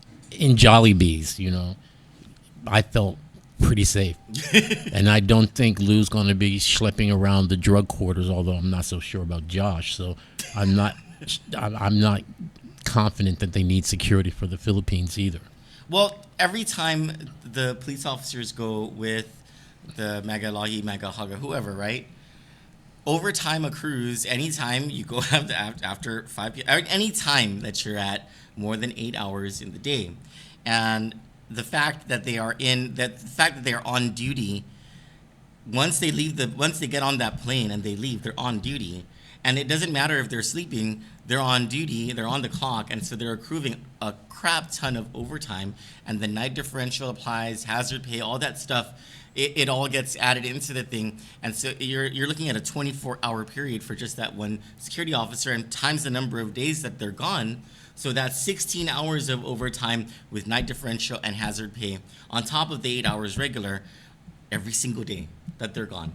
That's how you accrue such a large amount of overtime. And for her to suggest that there is some sort of difference in the rate of overtime being accrued, it's a bold-faced lie. But worse than that, she just said that somehow Lou Leon Guerrero is more special than the rest of us. And while the police department struggles to send a police officer for a 2.5 period following a report of an assault at the San Antonio laundromat. Was that what it was? San Antonio laundromat At the in Chico? laundromat, the lady had a machete held to her throat, at which she called a lady with disabilities and Dedido. And this is routine with Dedido. You call up to report a crime and ask for a police officer, and they say no. Come down there to them, so the guy can. What is sit. that? Some lazy ass cop who has a desk job and he doesn't want to get off his fat But ass that's to get gotta off. violate their code of conduct. Of course it does. Has to. Of course it does. Because, I mean, it just goes against the fundamental reason for the existence of a police force. It's supposed to be when you call 911, Somebody responds. yeah, exactly. And there's a time element too. Like, for like an ambulance, it's supposed to be like within 3 minutes or something. For a police officer, it should be around that same kind of time frame because it's an emergency. That's 911 emergency, 911 dispatch, 911 emergency. And so that there's Regine Lee, who just argued all of these points that we are arguing right now, just a few months ago, now is on the other side of this coin. This woman has some flip-flops. Well, this in is her why closet. this is why in my little video I said heroes fight for you, the others fight for Lou. And what we're witnessing right now with this budget debate, and we'll have something for you guys later this week, hope probably over the weekend, about what this administration campaigned on, what their plans were, what they want to do, and then what they actually did or didn't do when they got in office. I can't wait for that. Out of their own mouths, you know. Well, let's continue watching what Therese Terlahi and But Regine this Lee had to fight, say and about you this. see it really well when Therese Terlahi engages. It comes down to a fight between the richest and the greediest individuals on this island versus the rest of us. Yeah. Senator Lee. Does anyone else like to speak? Senator Therese, on the amendment. Yes, thank you, Mr. Chair. Could we just get clarification? Is executive security currently funded out of anywhere else besides GPD? And the previous speaker had asked about the overtime accrued, but is there such a thing or a report? See, Therese already calls out Regine Lee. Mm-hmm. Where's your facts? Your question, is it funded anywhere That's a lawyer Anywhere else for you. besides GPD? other than GPD? Because that's what we're, Is it funded anywhere? Steve? To my knowledge, Senator, only executive security is funded on the GPD. all right. Is there any report, or can you enlighten us as to the overtime that is, I don't know, budgeted or at least incurred, and just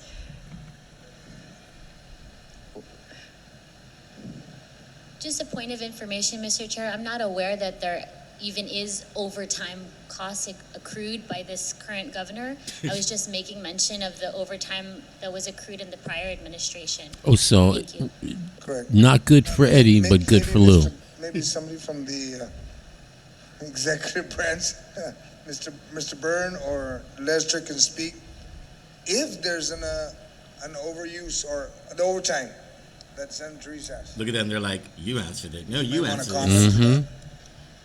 Well, I'm sure that there is some overtime incurred, given the nature of the chief executive's job and the fact that she's up early and she works late into the night. Bullshit. But I personally know that the coverage that she has is minimal as possible.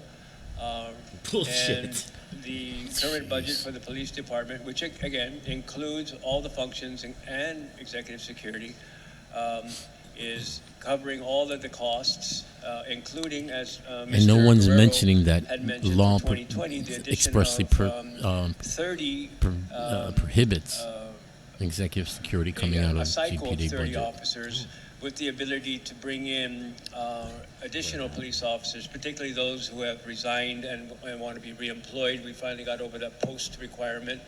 So we are going to be able to fund additional officers, as well as bring in those who have left the force in good standing under reemployment, and still provide the executive security within the budget that is before this body today. Thank you. All right. So, Mr. Chair, there's no real answer as to overtime amounts, but that's fine with me right now. I'm just looking at the amendment. So on the amendment, it doesn't look to me like it's trying to prevent anybody from being protected. And we absolutely, of course, expect protection. I think it's just the same with all of the law enforcement debate regarding, are we allowing, do we have enough employees to do enough shifts so that we reduce overtime, or we, control overtime? That's one question. The second question is,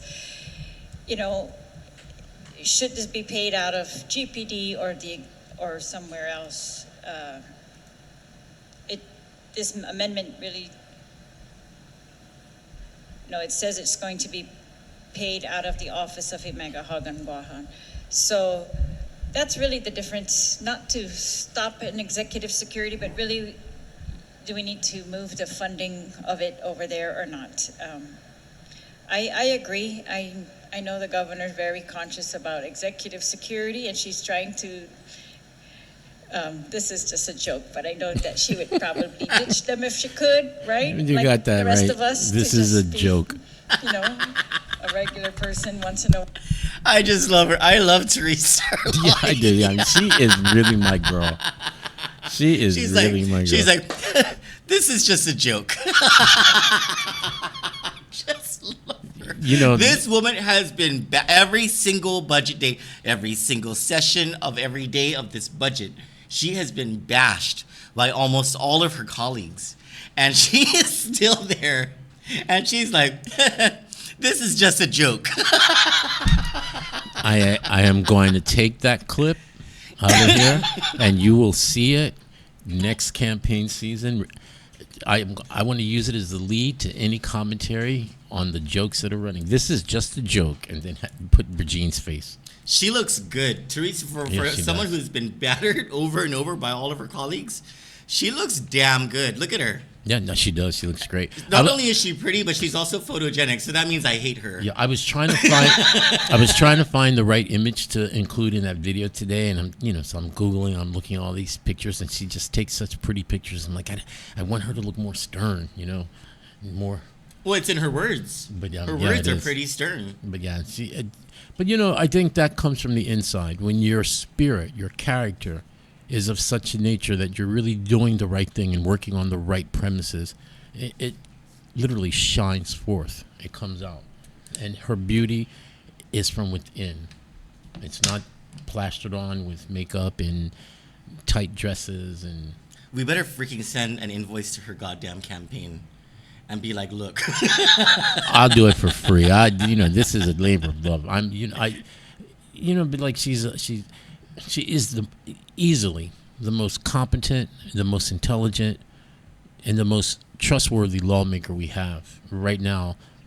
I love Mary Torres too, but this budget thing, this is Therese Terlahi. Mary's, I like her too, but there's no one in that legislature, absolutely no one, comes close to Therese Terlahi in terms of gravitas and integrity. Just absolutely no one. She knows what she's talking about. You can see her listening and observing. She's everything we expect in an elected leader, and this is a leader. This should have been the first woman elected governor.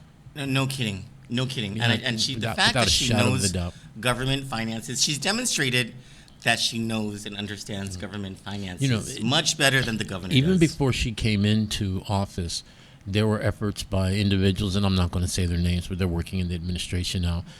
They wanted her out as legal counsel for the Democrats in the majority. I was part of governor, so I was the I remember. You're one of the reasons why she's senator today. Thank you. Yeah, because the governor put me on a hit on her. But even before that, there were the Democrats, because people just didn't like her integrity.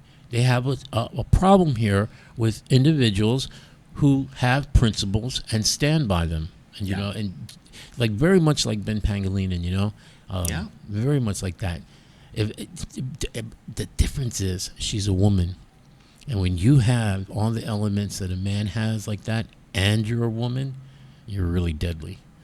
Yep. You're deadly. So that's I love her. I know. I can't. So we're saving our best piece for the end of the show, and that is regarding Senator Therese Chulahi. Again, we just can't get enough of her. But before that, we want to talk to all of you about corruption at the carnival. And you know, I don't entirely understand what the administration is thinking.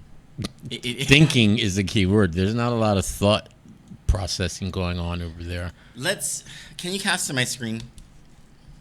So the carnival folks, and this is a story by Kevin Kerrigan in the Guam Daily Post, published 7 hours ago, and that date is wrong. Just post people your date is wrong on your thing. Okay, this is a list of the checks that were handed out as a result of the carnival's operations. So when you left the gym, did you go home or sit in the car and go through that one by one like I did last night? No, Johnny sent this to me, and I didn't see this until this morning. It was with the news story last night, and I stayed up just over and over and over. I'm like, what the hell? Well, okay. First of all, the carnival was located in an area where there's like no grass. It's pavement. Don't even get me started with that one. It's pavement, right? And it's like on an acre of land, if even an acre, right? How much would you pay someone to cut grass of an acre of land? Before you go there with that question, just another reminder. This area is already scheduled and allotted for maintenance. Yes, even though there's no grass.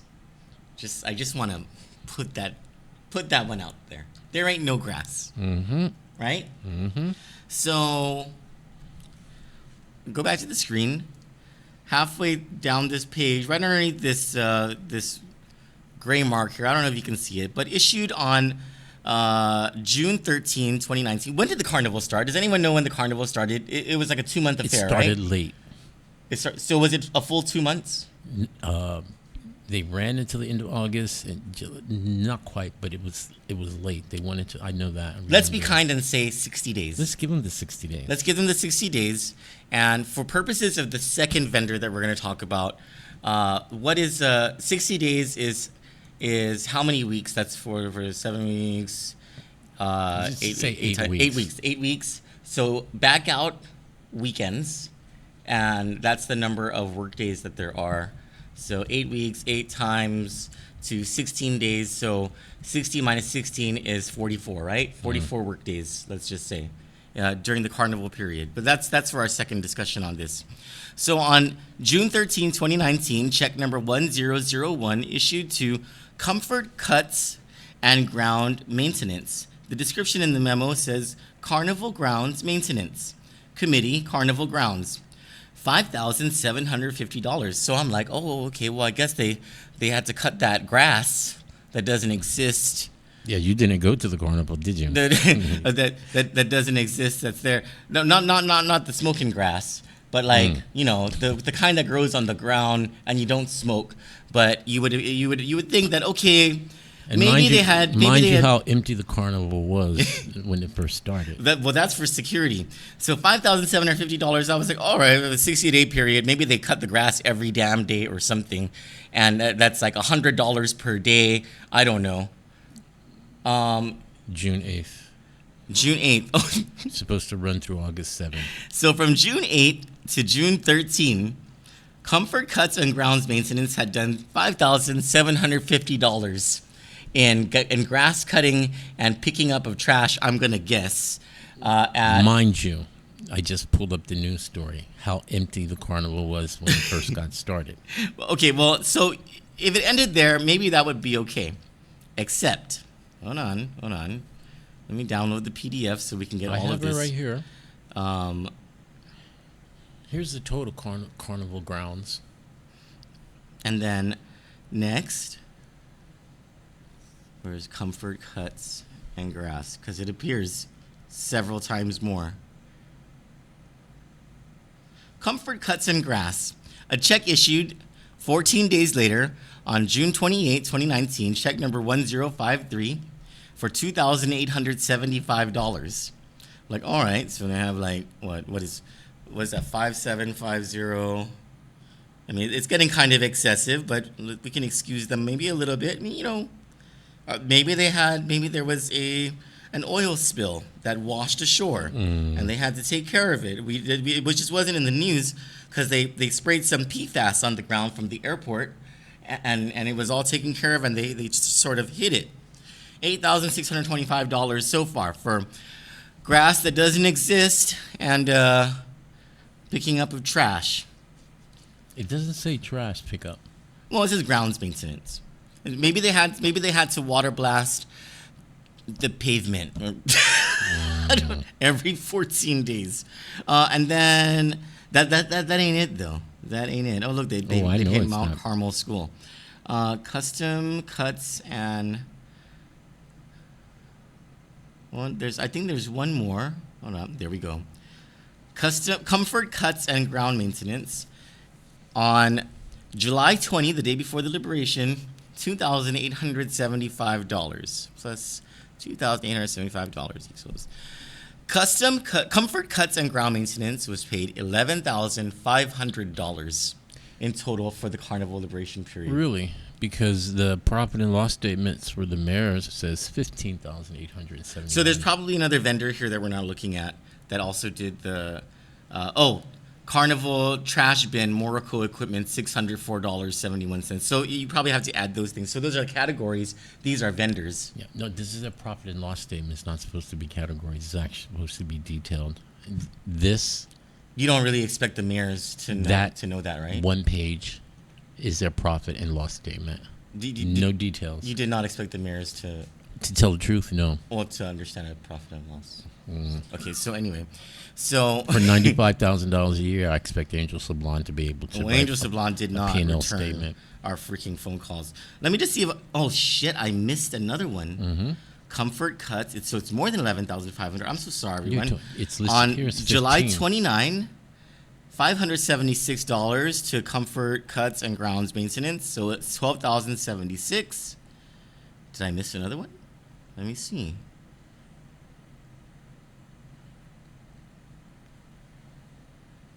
No, that's it. $12,076 to comfort cuts and grounds maintenance. So what is comfort cuts and grounds maintenance?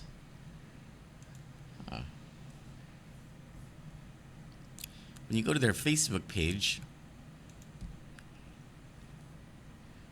when you go to Comfort Cuts and Ground Maintenance, they have a Facebook page. And, hold on one second.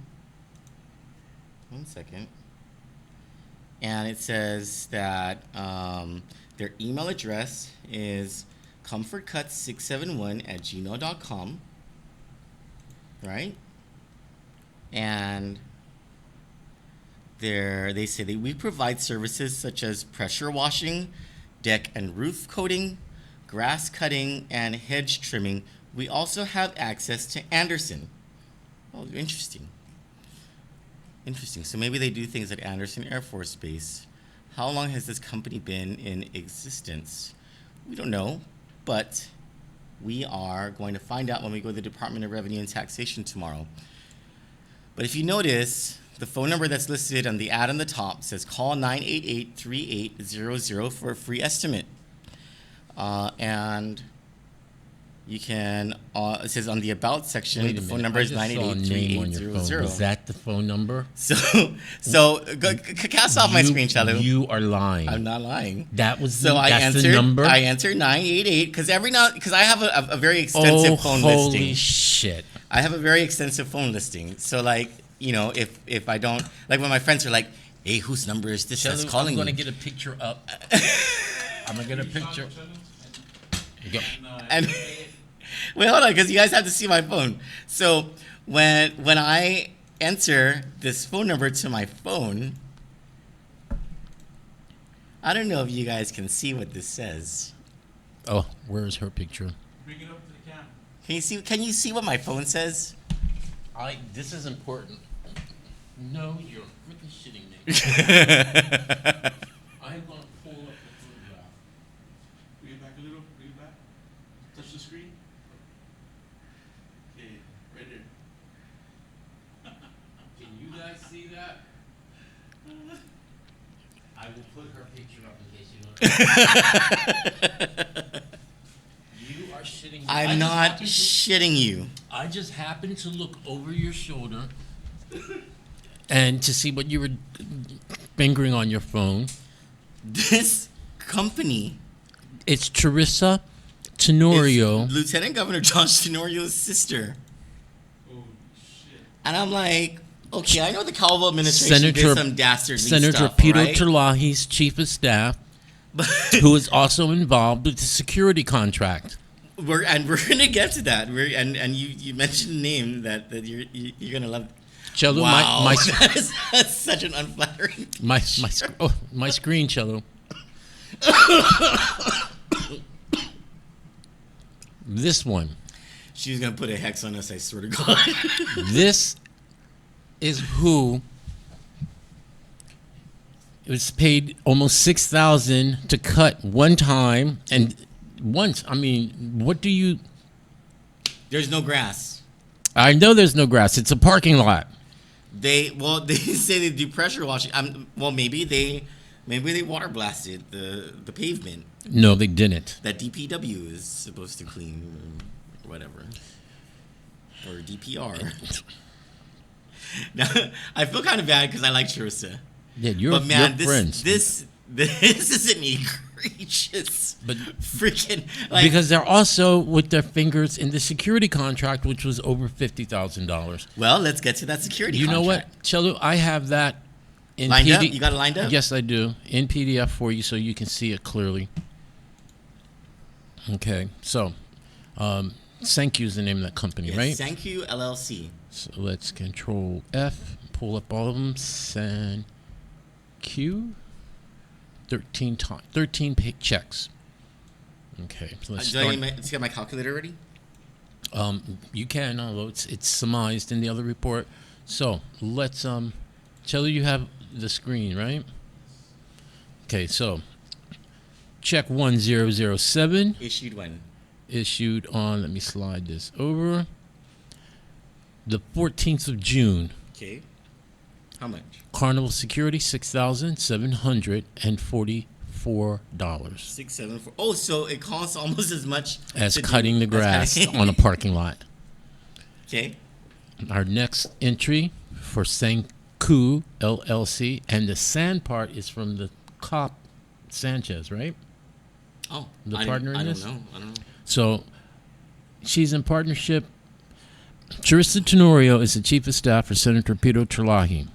Her boss's son is the deputy director of DOC.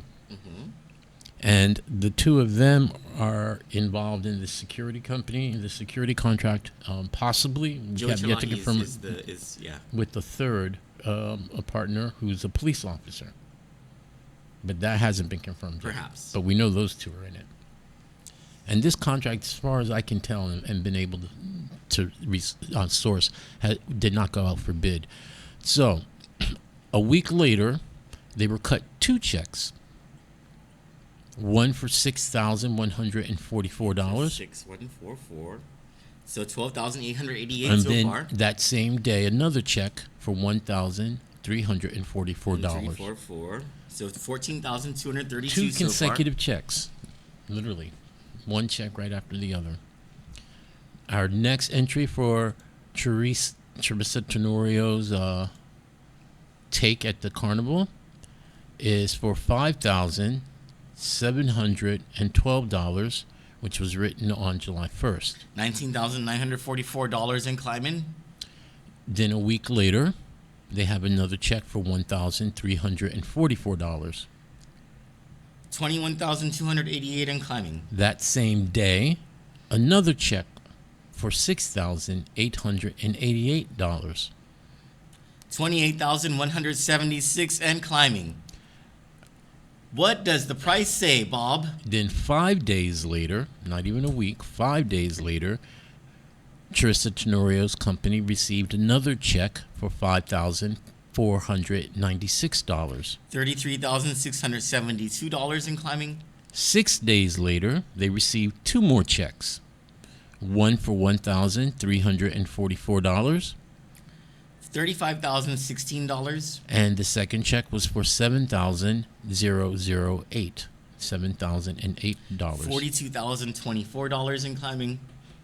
Then we have another entry for them on the 29th, 8 days later.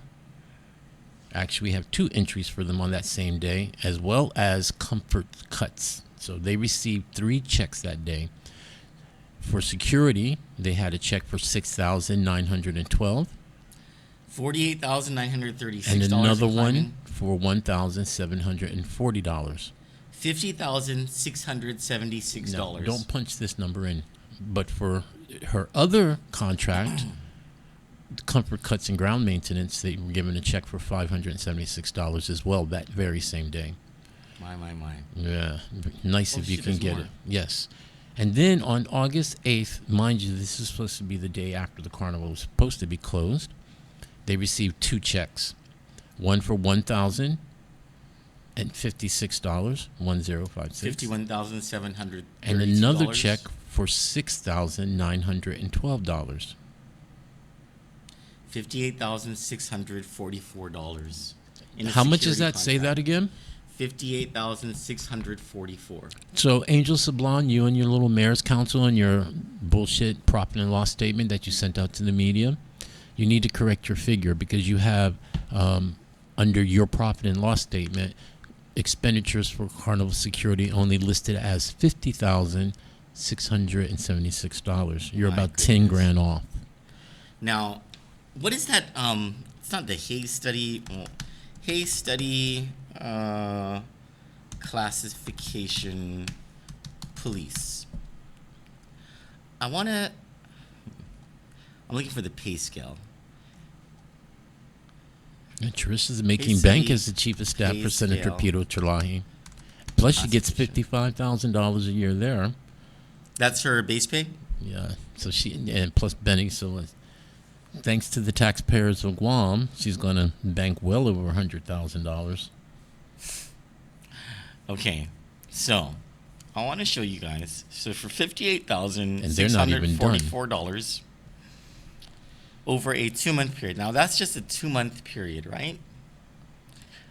8 Let's weeks. pull out. Let's see what a entry-level police officer makes for a whole year. On Guam. Poor guys.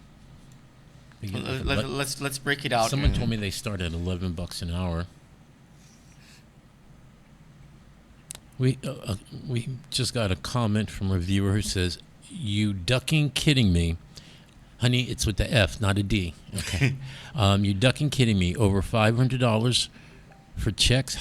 How many damn checks did they need to issue? Oh, that they're charging them $500. So Bank of Guam charged $500 to issue the checks. Maybe they were fancy checks. I get $500 checks online for $30 with shipping. I don't know. And they're asking, does Glidey now do insurance and education? Because You know what? Thank you for bringing that up because there are other things on this. Hold on. Let's go back. Go to my screen now, Chilla. There are others whose payments are questionable. So Angel Sablon received a check. He's the executive director of the Mayor's Council. He received a $1,000 check to make F&B payments to vendors. They didn't, so that's completely against the rules. Well, it might be even against the law for them to have given him the check so he could make the disbursements to these vendors. How do we know that these vendors have business licenses and could do business with the government of Guam or with a government committee? And then Galidi Group, Museum Artwork Freight, Committee is Education, $1,147. Really? Cliff and Monica Guzman? Galidi Group again, Artwork Insurance, Fine Art with GIS, Education, $1,000.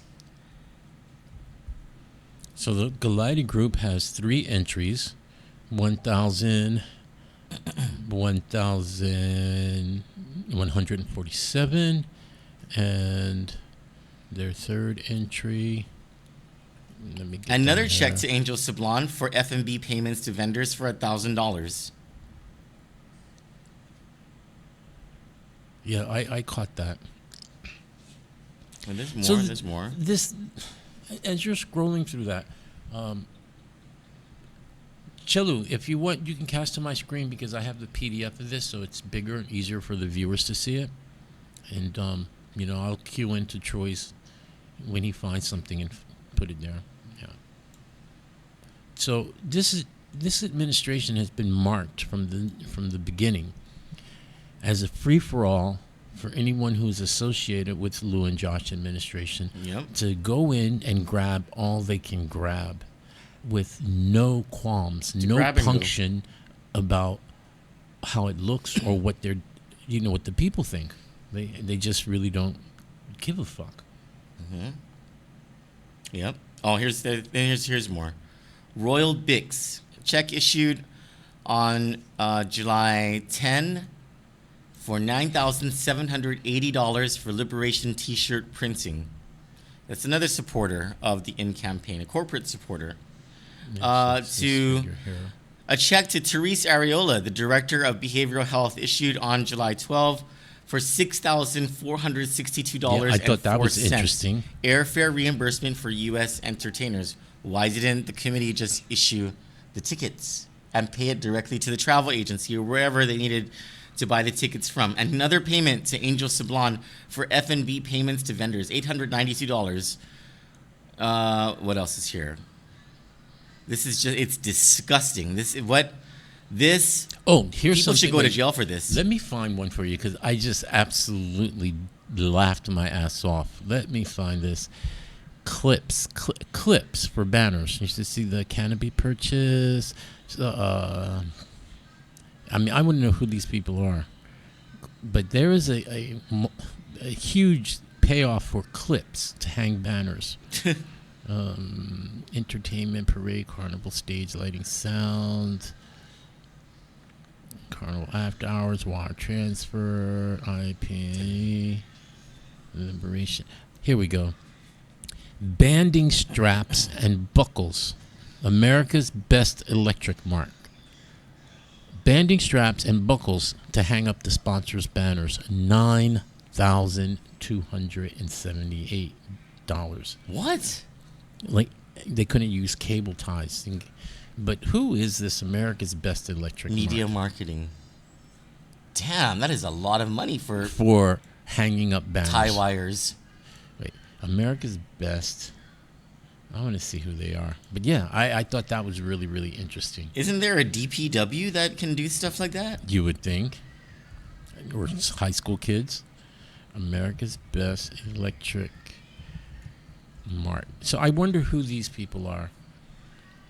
Jams Media, fireworks payment for fireworks, $10,000. But that is outside of the $75,000 total paid for fireworks. Well, fireworks are expensive. The fireworks figure doesn't surprise me. The staging and lighting doesn't surprise me. What surprises us is when they use the fireworks for a private party. Well, yeah. But the charges that these guys charge, that's fair for their Moracle equipment, services. Carnival trash bin, Carnival grounds, $580. Now let's see. You have comfort cuts and grounds maintenance. You're paying them $12,000 some dollars, So and this you're gonna is have to pay for trash bins from Moracle. This is the place that charged $10,000 for straps and buckles for banners, and they're in Harmon. It's crazy. So I wonder who These owns people are that. Freaking crazy. Yeah, but I want to know who owns it. America. So to the victor go the spoils, as Andrew Jackson said after a bitter campaign against John Quincy Adams back in the day, back there, as Grandma would say, in America. Hey, so all the money that was paid to Shooting Star, where's that video? Because I didn't see it. Did you see it? No, I didn't even see the parade. No, but they did a video. He's gotten thousands himself, I think. You're talking about Carlos Barreto. Yeah, he's got like $20,000 in there. Well, he always rakes up the contracts But for government where's the and product? That's all I'm asking. I don't know. Did you ever see any educational video? No. Can someone send it to us if you can find it? Actually, someone was asking because I didn't see it. I'm looking for the Guam law enforcement pay scale. Government of Guam law enforcement pay scale because, oh, here we go. Here we go.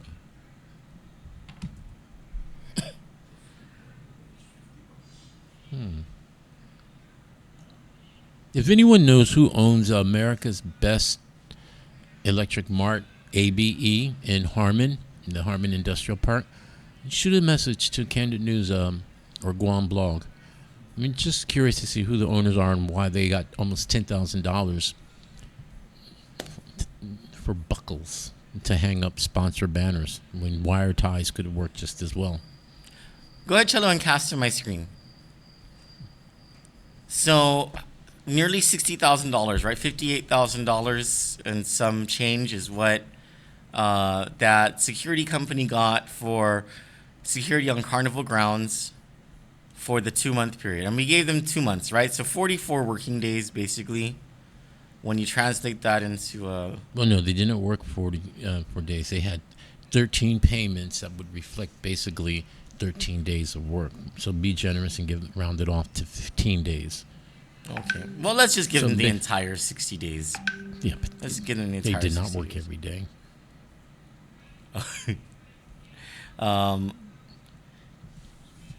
All right. It's depressing. Here is. I don't know if you guys can see this, but let me do the thing real quick like this. So there, right over that the cursor is. You see that? It says the fund is a general fund. The account number is 3199. Police officer trainee. So this is entry level police. Makes a base salary of $24,689 for the entire year. For the entire year. The amount of money that DOC Deputy Director Joey Terlahi, Teresa Tenorio, those guys who run Sanku LLC, which is the security company that received $58,000. $58,000+ on top of the 50 for their grass cutting the parking lot. Yeah, is not even including that amount of money. The $58,000 is more than 2 times the amount that an entry-level police officer will receive in an entire year, all within a 2-month period. See, Lou, there you go. There goes the money for your executive security right there. Right there. Right there. Right there. And you could have had people who were doing non-violent crimes actually do the ground maintenance for the Liberation Day Carnival. It's crazy. Did this even go out to bid? This is what we have not been able to find out despite the questions we've asked. And we've asked quietly and discreetly because no one will answer us directly. There has, as far as anyone can tell, there was never any bid put out for this. This is the level of corruption in this administration is, I don't know. This gets us to that thing I was talking about outside during the break. When you look back where we are right now today, one can't help but wonder or think, who are the keepers and who are the losers, the ones we need to lose in the next election? And right off the top of my head, my keepers list, number 1, Therese Terlahi. Therese Terlahi, but it's a very short list. I have Therese Terlahi, James Moylan, Talena Nelson. I want to find out first if John Moffness has anything to do with Jim Moylan. Well, I've been digging. If John Moffness has anything to do with Jim Moylan, he's off my list. Well, I've been digging around for you on that one, and the best I can tell is no, John Moffness is on Tina Munyon Barnes' payroll. I'm not sure what he does, but she tried to slide him over to Jim's office unwittingly to Jim. I'm gonna that's like top of my list now. I'm gonna ask these senators. That didn't happen, particularly after you made it very open who he was and what it is. That didn't happen, and he got pushed back to Tina's office. But it makes you wonder, why is she giving him money? I mean, what does he do for that? But I mean, he is a poison pill. I'll grant that. But my short to keepers list, like I said, starts unquestionably with Therese Terlahi, Mary Torres, James Moylan, Mary Torres, Talena Nelson. Talena, yeah, like those are my 4 solids, as well as Clint Ridgell. Yeah, and I know this one's going to get you. Amanda Shelton. Well, she's been teaming up with Therese Salahi, so I'm kind of getting to Well, like I'm her. more generous to the younger, the newer ones. Sabina Perez. They might need that first term to really get there. She's not in Sabina Perez? 'Cause she's voting with all the in. Well, I think crowd. she's just trying to find her place, but she's not a political type person, and that is what really She appealed doesn't to understand me. the budget, though. Well, even the ones who've been there for a long time But, don't get I the mean, budget. Senators have one job. One job. It's the budget. But I would be willing to give Sabina another shot because I think overall her integrity and character is worthy of that. But the rest of them are a complete wash. The ones who have to go, Tina Munoz Barnes, Regine Bisco-Lee, Will Castro, Pito Terlaki. Louise Munoz, dear God. Louise Munoz, she's just dumb as a box of rocks. Yeah, you have your own list. I have mine. Mine's a marginal list. I have more of them on the margin. But this kind of thing, you allow your staff to abuse their positions for personal gain. It's part of this disease of corruption that we have in our government right now, and we're not going to exercise it from our government if we keep allowing these people just to continually find their back door. And Josh Tenorio has always covered for his sister's crime. I mean, let's not forget this massive DOC drug ring that could have been brought down but was not because of the incompetency and the corruption of certain police officers illegally acquiring the evidence that they needed to make this case stick. And those people were guilty, but they all pled out. Chris Wong answers your question. America's best electoral mark, Dave Hicks or Sonny Idano, 6477774 or 5, and they have a fax machine too. David Camacho says, if you recall, Lou stated during... Oh, I thought that was if you recall Lou, like recall her as the governor. Stated during gubernatorial race, she was caught on cell phone video saying, I will take care of my family and my friends. Well, she did say that. So, you know who I would add to the legislature is Romeo Carlos 2020. I would add Mona Silva 2020. And Troy Torres. Yeah, I would like to see Mana come back. I would also like to see Aileen Yamashita back. And more than any of those two girls, and no offense, Mana, but I'm absolutely in love with Narissa Underwood. I'm still flabbergasted and in shock that the voters did not return her to the legislature. I just don't understand. I can't wrap my mind around that one. Yeah, I know. I'm not going to point fingers at you. But yeah, I still have some doubts in my head, though, how effective that campaign was against her. But I guess it was effective. But her chief of staff went after me. Who was her chief of staff? It was James Servino. Oh, the Queen. I remember him. He stepped to me, and I was like, oh, hell no. Yeah, well, she got rid of that one pretty quickly. But yeah, I'm really disappointed in the voters. I personally like her. Yeah, I mean, but someone like of her caliber, someone like Therese Terlahi, I mean, we need these kind of people in office, and to have them subjected to some of the politrickery. I have to say, there was a great deal of excitement regarding this woman thing, right? There was a great deal of excitement that finally women are in charge of this government. I was excited as well because it was a change. I actually thought it was a good thing myself. It was a fundamental change in politics, so we thought, on this island, because we thought, okay, the women have always been good with the purse strings, right? Because they run a home, they know how to run business. But maybe it's just the mean girl syndrome. The wrong woman. Well, that was always the scary aspect, that we end up with the mean girls. The ones from high school that always the cliquish little insecure princesses that just want to piss all over everybody. So that was always in the back of my head. But in defense of the Notre Dame high school class of 1998, you can't call them mean girls if the entire class is mean. Well, it looks like we have an entire class of mean girls now. Thank you, Troy, for your role. And that was not my role. Yeah, I was rated. But yeah, I mean, like I said, I have a short list of keepers, a much longer list of losers, and then there are several who are marginal. But yeah, I think in November of next year, voters will have an opportunity to really express their displeasure with the way things are going in this administration by cleaning house over there at the legislature. What about Adonis Mendiola? I've worked with him, and he's an honest guy. He is an honest guy. And I'm still torn. I'd have to sit with him because I think sometimes he's too malleable to outside pressures. But you know, not when he was working for the administration. He's a little older now, and I think he's kind of been around enough that he might To have see the learned. BS? Yeah.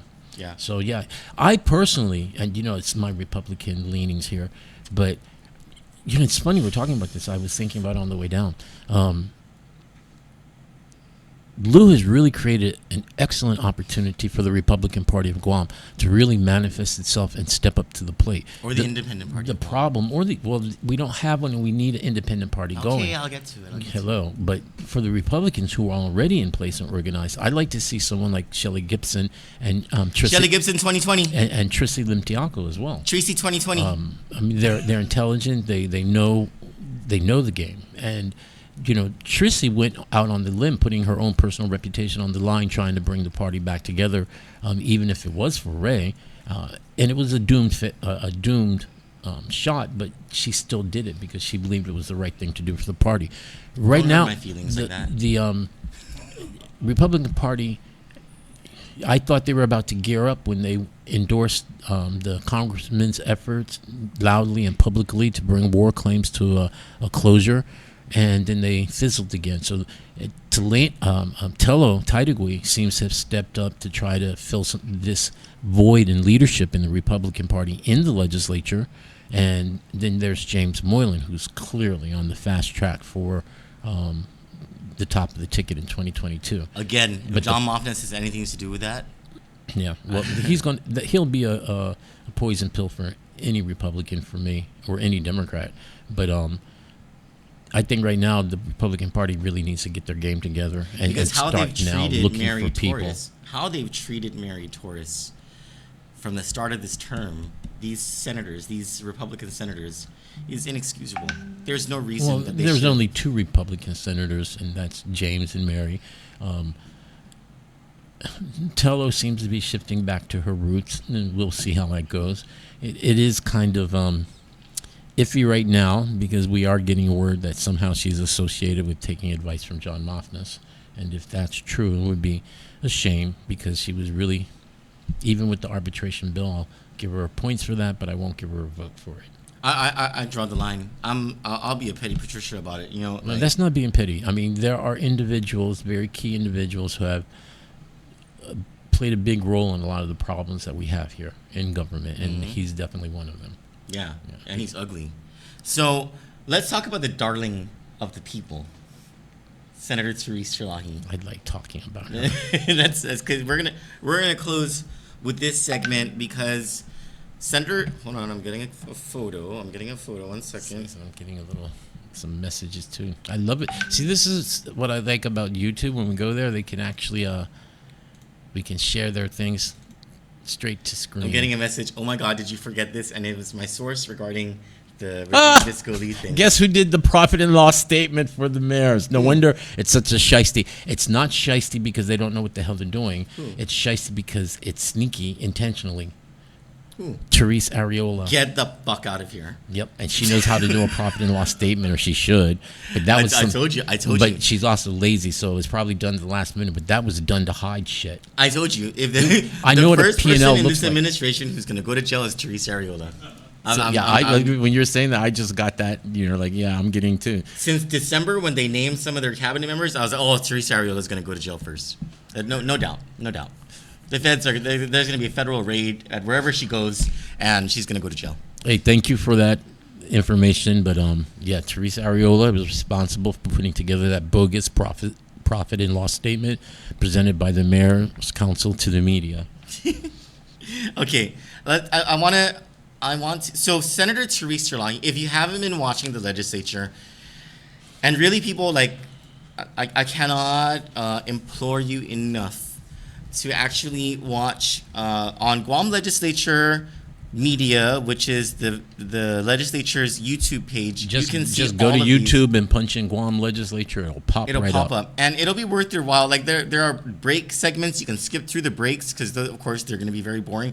But whenever senators talk, you're either going to be angry or you're going to cheer on And it's only going to be like one of three people. It's going to be Therese Sirlahi or Jim Moylan or Mary Torres. You're going to cheer one of those three on.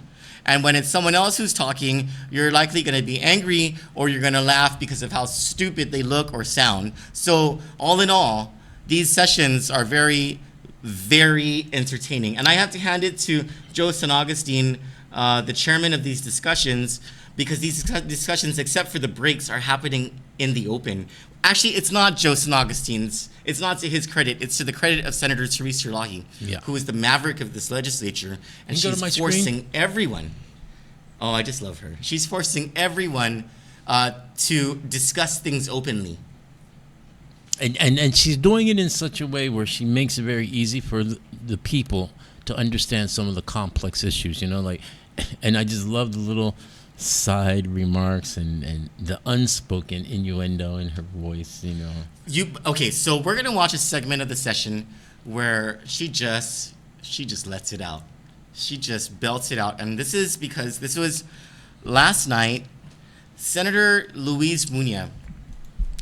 Bless her heart. A dumb fuck, man. Senator Louise Muñoz. She's a dumb fuck, and she's a political rat.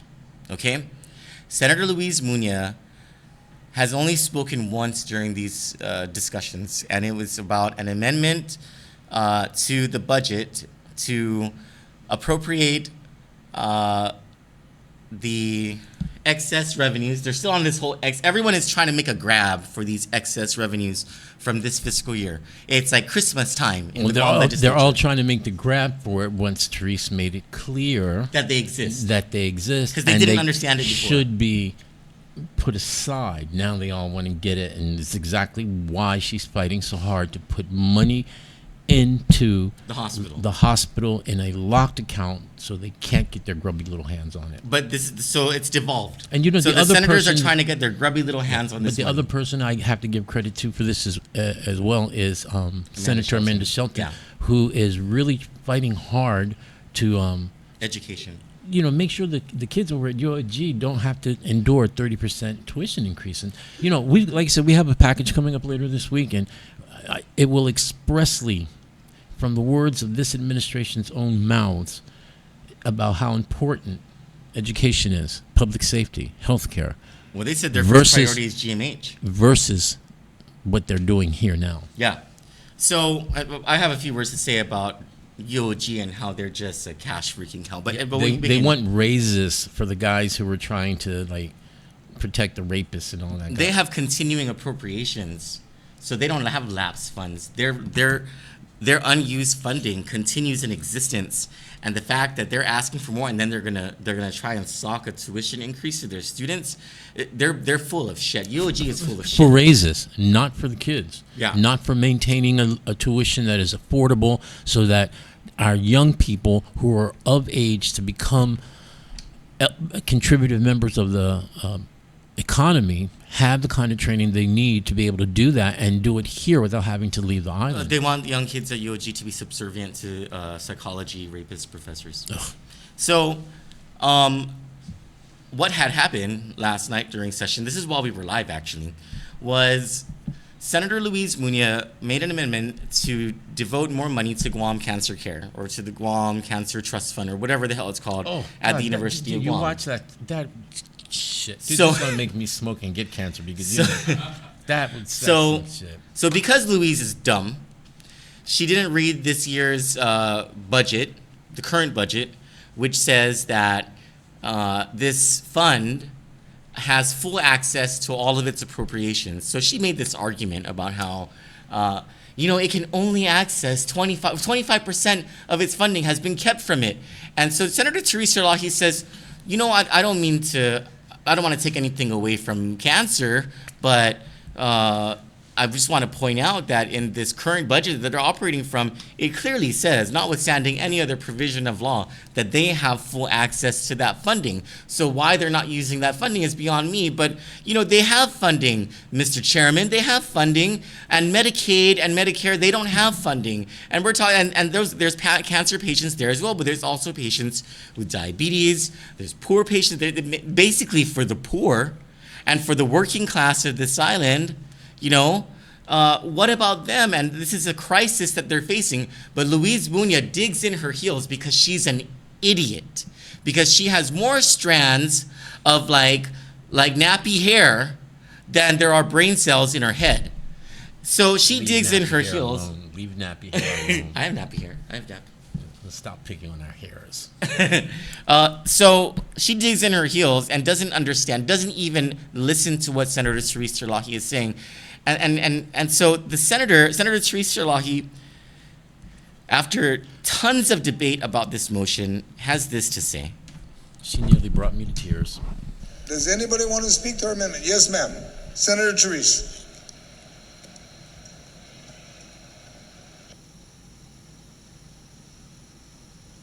Thank you, Mr. Chair. First of all, as a point of order, I'd like to ask OFB if they intend to fix this amount then in the subsection B, section 3 on the public health section. Are we going to change? Do you need to change that, or you're saying we can say up to 6 even though we know we only have 4? Senator, the intent of the provision was at the time I know. we did this. So now that we know this, though. Okay, now that we know, here we are today, and the updated balance of the account shows that there is 4.1 million, then I think logically and responsibly we would have to bring it down to 4.1. And it's no longer 6. But just remember, like I said, when we did this, it was about a month and a half ago when the balance was 6. Since then, it's dropped down to 4. I concur with Budget Office, I concur with DOA, that if the balance is 4.1, I would gladly correct it and amend the balance. Thank you. Like I said earlier, I very much appreciate OFB's efforts to try to find some money to put into this Medicaid and MIP areas that were ridiculously short, over $10 million short. And I want, of course, I object to any more money being taken out of public health. I think it's even ridiculous that we're looking at, there's even less than you were predicting. They just can't function like that. But, I mean, I understand the sponsor of this amendment saying, there's a prior law that says we're going to put all this money into UOG's Cancer Trust Fund. But the issue is, actually, there's a lot of issues. And I think that those issues should be, I'm hoping that they can be addressed later. And that for today, they are getting a $1 million appropriation, and they can start using that immediately after this budget is passed. And in the interim, I think that we should look at this fund. That money that's been set aside, the 25%, was supposed to be invested. It's supposed to be like self-sustaining. You invest it and then you reap the interest or whatever the benefit is of that investment. So that was the wisdom of those before us, but it just looks like that was not done because the balance is only 2 million. And so we can go in there and raid that balance and use it all, but really that the foresight from where these funds originated is lost, right? And the plan going forward for cancer treatment, on a continuous basis is really at risk. And I think, there's even some issues as to the management of this. And so, I'm sure there's enough blame to go around. Probably all of us here in the legislature, I don't know what happened in this fund, to be honest with you, but I think it's just something that this is what I don't want to do. So I don't know exactly what to do, but I know what I don't want to do. And I don't want to pit cancer patients versus people in poverty who have no other recourse for health care. Can we not do that? This broke my heart. Can we look at other places perhaps that have people spending money on raises or spending money on deputies that were not necessary last year that are necessary this year, or spending money on any other kinds of areas, Mr. Chair? That's what I'm asking you and your help, because to pit poor patients against cancer patients, it's really, come on, how low are we going to stoop here? I'm sorry, I don't even know what to say about that. She nails it. But it's nothing personal. It's like, God, of course I know people with cancer. We've watched people die with cancer. So can we not do that? That's ridiculous in this place. We are talking about money here. Let's just find better places to take the money from. All right, thank you, Senator. Mr. Chair, if I may, Madam Speaker. I'm going to ask for a moment's recess. Listening to the previous speaker. That's not even worth listening to. You know, she just that part right there. It just choked me up when I heard it, because you know what she was referring to. You know, and she makes this is what the title of the show is about: fakers and heroes. Another way of saying is the greedy versus the rest of us. Yeah. You know, And we she- have an well, she stood up for- administration. She fought for. Well, she fought for the 99%. a of us. hero or heroine in this case fights for you. Yeah. The rest of them fight for Lou.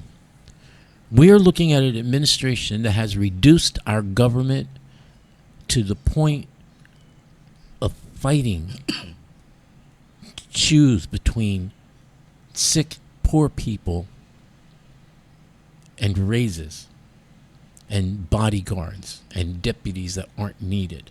And she just calls it out. And she nailed it. I don't even know what happened with the management of this fund. We don't. Well, you want to know? You want to? Hold on, let me read you something. Let me read you some statements of where this fund spends its money. It's just gonna piss everyone off even more. Yeah, I mean, if they knew the history of how much. I'm like her. I'm at a loss for words, you know. But watching her today, when I was reviewing the hearing from last night, she choked me up. I'm choked up now because I know what she's referring to. Of course, she has personal experience losing people, loved ones to cancer. She's talking about the late speaker Ben Pangilinan. I know who she's talking about. And do you know how hard it has to be for her to sit here and beg her colleagues for some plain fucking common sense and compassion? Oh, she ain't gonna get that from Luis Muñoz. You started with common sense. This is You know, I'm not going to slam Louise on this. She just doesn't know what she's doing in this case. She's just a fucking idiot is what she is. It's the other ones in that room who do know what she's doing. All of them sitting there at the front, that financial team, all those people shilling for this incompetent administration, this hell-bent administration on sucking as much money and cash out of Guam and into their pockets at the expense of poor people, cancer patients, children, education, public safety. So this is a statement. This is what she's fighting almost single-handedly against. You know, This is a statement from Guam Cancer Care Trust Fund. Check number in process. Check date in process. Payee. The Edward M. Calvo Foundation, $25,954.71. Check number in process. Check date in process. Guam Cancer Care, $90,120.92. to who? Guam Cancer Care and the Edward M. Calvo Cancer Foundation.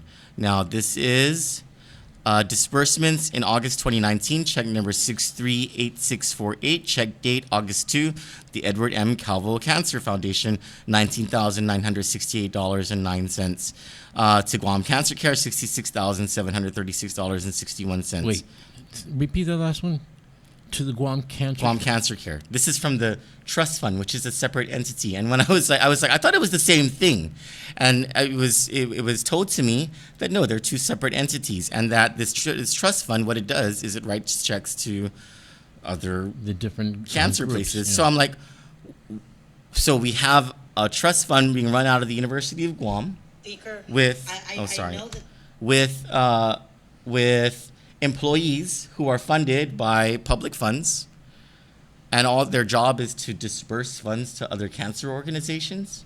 So all it is it's a fund that funds other funds. It's a funnel. And it has employees. And this is what the taxpayers are paying for, and not for medical care for poor people. But it doesn't end there. Here. Checks disbursed in June 2019. Check number 636696, dated June 4, 2019, the Edward M. Calvo Foundation, $44,561. They have their own fundraising mechanisms and they're getting these grants. galas and grants. Why are they giving money to them? How are they spending that money? I'd like to see how the money is being spent because, like Therese Terlahi so duly noted, it's dwindled to the point where it makes you wonder how is it being managed and who's spending the money and why. Every month they get money from the Calvos get money from this cancer fund. Every month. But to do their big party. And Luis Muñoz wants to give them more money. So I'm told that the grants given to people who would need off-island care for cancer treatment amount to $500 a piece. That's all you're going to get, $500. I was actually told that recently by someone, and they were struggling. Yeah, they're getting all this money from the taxpayers. But who are they giving to is the question. There's a lot of bureaucracy involved from one organization to another in this whole, what seems like a scheme. And people aren't bureaucracy, so the people are not getting that money. They get $500 for an off-island trip, and everybody knows that $500 won't get them very, very far. So Luis Muñoz is like the Sally Struthers of Guam nonprofits, apparently. Jeez. Yeah. Yeah, and can we just hear Therese Terlahi one more time? Because it's worth it. It is worth our time to hear Senator Therese Terlahi again. Ridiculously short, over $10 million short. And I want, of course, I object to any more money being taken out of public health. I think it's even ridiculous that we're looking at, there's even less than you were predicting. They just can't function like that. But,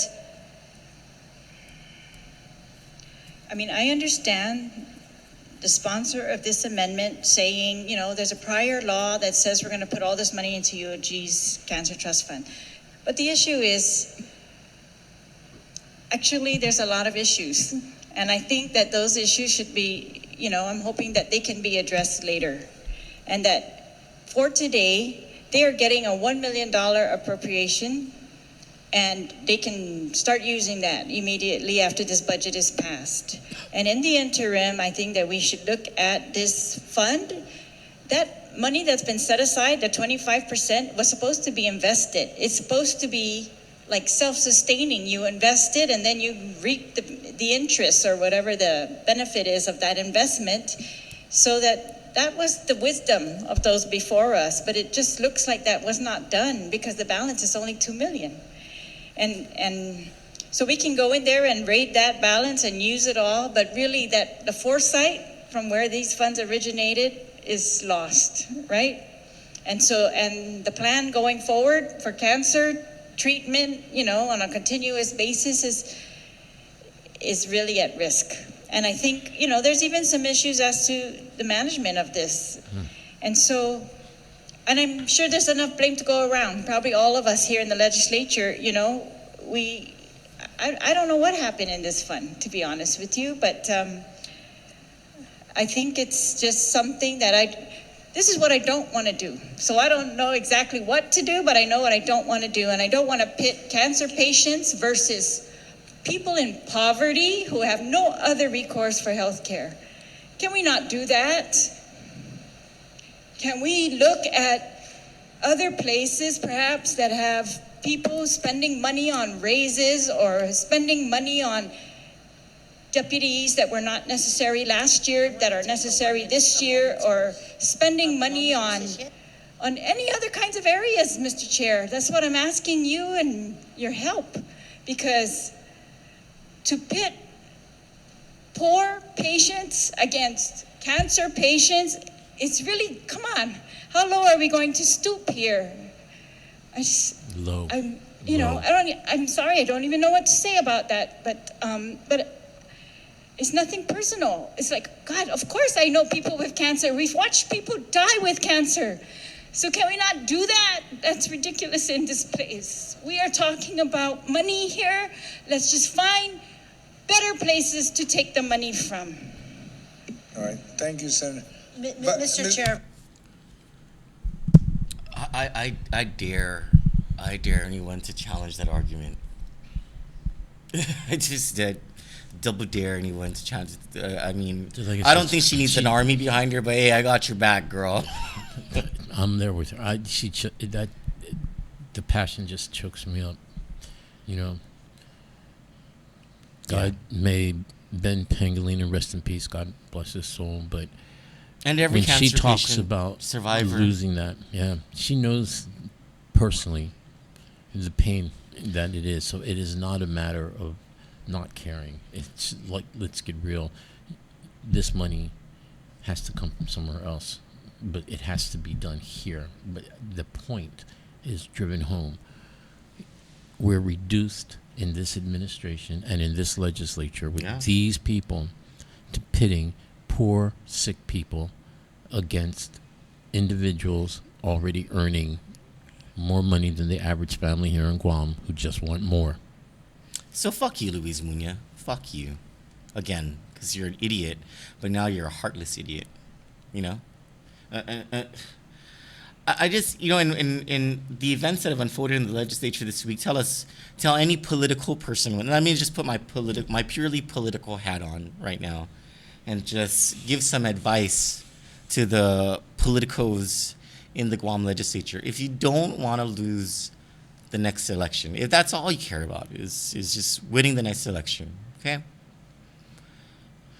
You might want to stop arguing against the points Senator Therese Terlahi makes in anything that she brings up, because everything that she has been bringing up so far has been relevant to the priorities of the people of this island. And on point. And we're not, trust me, guys, the people are not stupid. You may think that just because there are toothless wonders in this community, or that we put things on Facebook that You're are talking about me? No, actually, I was not. or just because on Facebook, you know, we have these fights that are about family, or maybe you look down on druggies, or there's just so much criminality. The pedestal that you find yourself on, looking down at the rest of the people of Guam, thinking that we're stupid, is a very bad place to be politically. Trust me when I say that the people are not as dumb as you think they are, and it's a philosophy that I've subscribed to for a very long time. And so, if you want to know anything about why the Calvo administration was so successful in getting its message across to the people, it's because Governor Calvo subscribed to the theory that the people are not so dumb that they won't sniff out a lie when you talk to them. Especially when it's so blatant. Especially when it's so blatant. And they're not going to buy the feigned sincerity. They're not, even Luis Muñoz, when you talk about cancer patients and you make it seem like you're standing up for cancer patients, it ain't gonna fly to the regular people of this island, because people are a lot smarter than you think they are. So politicos in the Guam legislature, those of you who are staffing your senators and giving them advice on what to do and what not to do, the advice I have to give you, number one, is follow Therese Terlahi's lead. Number one. Number two, if it ain't real, shut up. If it's not the truth, don't even present it. If you have no desire, conviction, or spine behind, if it's not within your constitution personally to fight for something, don't do it. If it's just to score a one-issue point, it's totally out of the playbook of a political strategist whose ideas have long since passed. And this is a different day and age on this island. And what people are looking for is sincerity. They're looking for thoughtfulness and truth. What does that say? Thoughtfulness and truth. Two things, along with common sense, are in such in short supply these days. Yeah. Well, too bad. Thank God there's at least one person in the legislature who is our voice of reason She really is. She's a voice of reason. She's everything that you expect a lawmaker to be. And I haven't agreed with her 100% on some of the positions she's taken, but I've supported her 110% on everything she's done, just because I know it comes from a good place. We want to thank everybody who's been sending us WhatsApp messages, texts, making comments. There's a lot of information coming in. But one of the things that the private messages kind of indicate to me is that there's still this climate of fear that's in the air. It's not as bad as when Calvin was around, but it's there because people are concerned about the vindictiveness of the lawmakers that are seated before us today, the people that occupy Adelup, the corruption and the commitment to it, utter commitment to absolute incompetency and corruption that is not disputed by this administration. Talena Nelson had a day-to-day,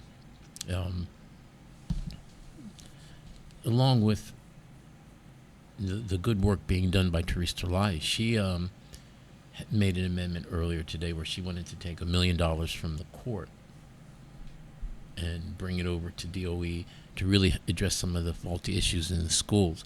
And $1 million isn't going to go very far, but it's better than nothing, considering that this budget doesn't really. And it's taken from a cash cow. Let's be real here. And it was really funny because it didn't take very long for Justice Catherine Merriman to hustle her ass, and she's not a skinny girl, so that's a quick hustle down there to defend her $1 million. But she made a point that one of our viewers just reminded me about.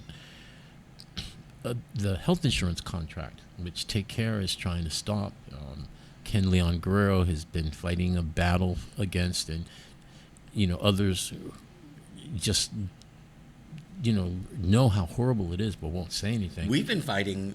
We've been exposing the criminal actions. The impact of that government. health insurance contract is to the courts was $500,000. Now they get they're on their own health insurance contract, but it still costs them. But in fairness to Talena Nelson, she made a really strong argument in that the court received an 8% increase. So taking $1 million would still leave them with about a 5% increase over their previous budget. And Merriman, again, like I said, what we seen today was this rich versus poor and struggling. She comes down to fight for her territory, her turf, which is expected. Nothing against you, Judge Merriman. Well, maybe the Chief Justice should start firing deputy marshals like Alan Eckley who are involved in sex trafficking rings. That was the premise of her argument, basically, that it would impact pay scales, payments. Seriously, Justice Merriman, do you want Candid News to itemize the 25 top pay scales in your court system versus the 25 most important outstanding needs in DOE? Apples to apples. Be happy with the 5% increase. Let Talena take that $1 million and push it over. Therese needs all the support for common sense budget responsibility that she can get, and I want to just acknowledge Talena Nelson today for her actions in that, and again Amanda Shelton for her fight for the UOG students. The UOG's in the same position. They don't want any budget cuts or lose any money because they have pay scales and promotions that they're concerned about, while the kids have to pay 30% more tuition. Mind you, there are no jobs for them out there in the streets. So the best thing, and schools always do well during a period of difficult employment, and it's a great time for kids to actually do something constructive with their lives. And I think raising the tuition 30% is going to make it difficult for some young adults to be able to even go to school. And now we have this element, unemployed, not going to school, and much more at risk of getting involved in activities that would be detrimental to our society, which just puts cost impacts on other areas. Yeah, they're going to enroll in Medicaid. Well, the SNAP program. They're not going to get anything if they don't listen to Therese, because she's fighting for that Medicaid adjustment, But today's Troy said it's entertaining, and it is if you're a political junkie like us, like we can get into it and parse the language and the attitudes and see the funny, not haha, but just like. Did you see Teresa Lahi's Marine Corps Drive eye roll? When her eyes went rolling down Marine Drive? Yeah, I did. I love her for so many different reasons, and I love the subtleties. That wasn't subtle. She's a class act. Oh yeah, it is, because I would have just straight out said something. But You're right. She's in a fight for the She's people of fighting. Guam against really lugubrious, if not just. I mean, I really hate constantly calling people stupid. It makes me seem like an intellectual snob. I don't hate it. I guess I am. I don't hate it at all. I look at her and I listen to her, and then the camera cuts back to the chairman up there, and all I have to say is this. So I hope you can understand. And no, I'm not high. In case anyone's asking, I'm just tired. I asked him outside. Are you stoned? He was like, no, I'm just tired. 2 words, Troy Torres. I wish. But it is important for an individual to be able to express themselves, whether through speech or writing, but to be able to express themselves clearly and in as an articulate manner as possible, because it's really an indicator of your intelligence and your level of intelligence. That's why when you watch this budget hearing and you listen to some of the babble that comes out, or just the plain, we could do better. This legislature is no shining example of the best and the brightest. It's just the opposite. Just wait till we do our video montage of this budget session. Oh my God, and poor Joe San Augustine, it's like, brother, I hope he has another first language, because this English is like, but this is the woman that should have been leading that. If she wasn't leading the legislature, she should have been given the role of the budget committee, because we need somebody who is actually smart enough to do this. This should have been our first woman No, governor. I thought that for the longest time, and Yeah. but her humility would never allow her to see that. She's going to stick to her guns and run for office and do what she set her mind to do here. But can you imagine what shape we'd be in today if we had someone like her? If she were as the governor, Maga Kandit Haga? News would have been out of business in January of this year. Yeah, we would. Juan Blog would have been dead in the water. Yeah, we would have been like, oh, there's nothing really to talk about. People are getting tired of this Calvo talk. But yeah, I mean, we could have become cheerleaders, but yeah, this someone like her has got to be in that office, and I just hope when voters get their turn next year, you remember her and the standard that she's setting for lawmakers. This is what we need. More people like her, and I'd like to see Narissa Underwood back in the game. I'd like to see Aileen Yamashita back in the game. I'd like to see Mana, someone who's honest and thoughtful, I want to see Anthony Mendiola run for senator. You know who else I would like to see? I'm not sure to be able to, though, but someone who should be involved in this government, and I can think of several positions.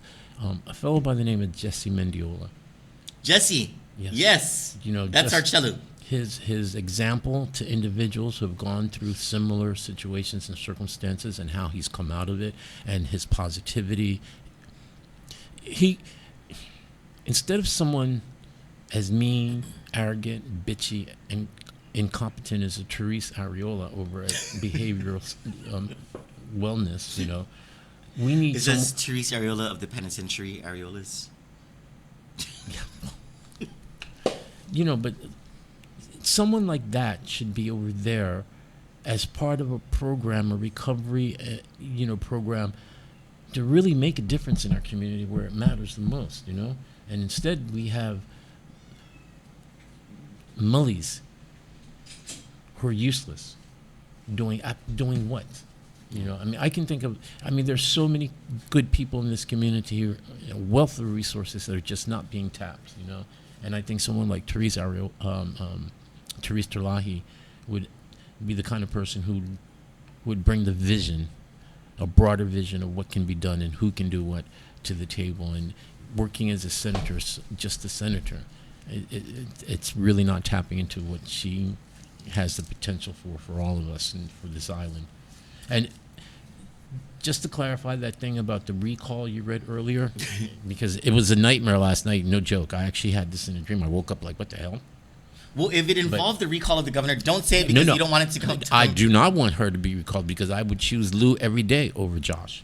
Oh yeah, you're right. Hell no, I don't want her to be And recalled. if both of them were recalled at the same time, it would be Tina. Barnes, right? That's why I want her to stay her butt right there. You stay right there, as clueless and as useless as you are, because truth be told, you're way better than the two options that we would be left with, you know. So, but can you imagine? We've got 3 more years of this, Troy. No. Three. I don't know how are we going to get through 3 years. Hopefully of they this. heed the call of Senator Therese Terlahi, and hopefully that's how we get through these 3 years. But I think we're at 3 hours now, so I want to wrap up this show by I want to say hi to everyone and read some of the comments. But before that, I want to let you guys know that we are hot on a story regarding the Guam Board of Medical Examiners and how they've been treating the Lebowskis. So we're going to bring that to you tomorrow night. That will be our lead story. And, well, of course, the legislature is going to do something else that's stupid. So we'll have more legislature stuff. That whole tomorrow. board needs to be wiped out. And I'm going to be, well, actually, I'm not going to tell you what I'm going to do so that documents don't go missing. But there's going to be more tomorrow. But before we go, thank you so much, Jen and Amir Torres Eunice, David Camacho, Monica De Vera, Michael and Monessa Nauta, Chelu Johnny Rosario, Andrew Cristobal, Carmen Long. Leon Guerrero, Sabine Chargaloff, Rosie Bear, John and Doreen Pangilinan, Lola Denton, Jackie Sablon Castro, Dora Marie Fegiger and Jeffrey Ojeda, Familian Isa J. Rivera, John Salas, Glenn and Tio Gogo, Irene Alcantara, May Siguenza, Anthony Mendiola, who says, my wife gave me handcuffs and told me to do whatever I want. I handcuffed her to the bed, and now I'm watching Kandit.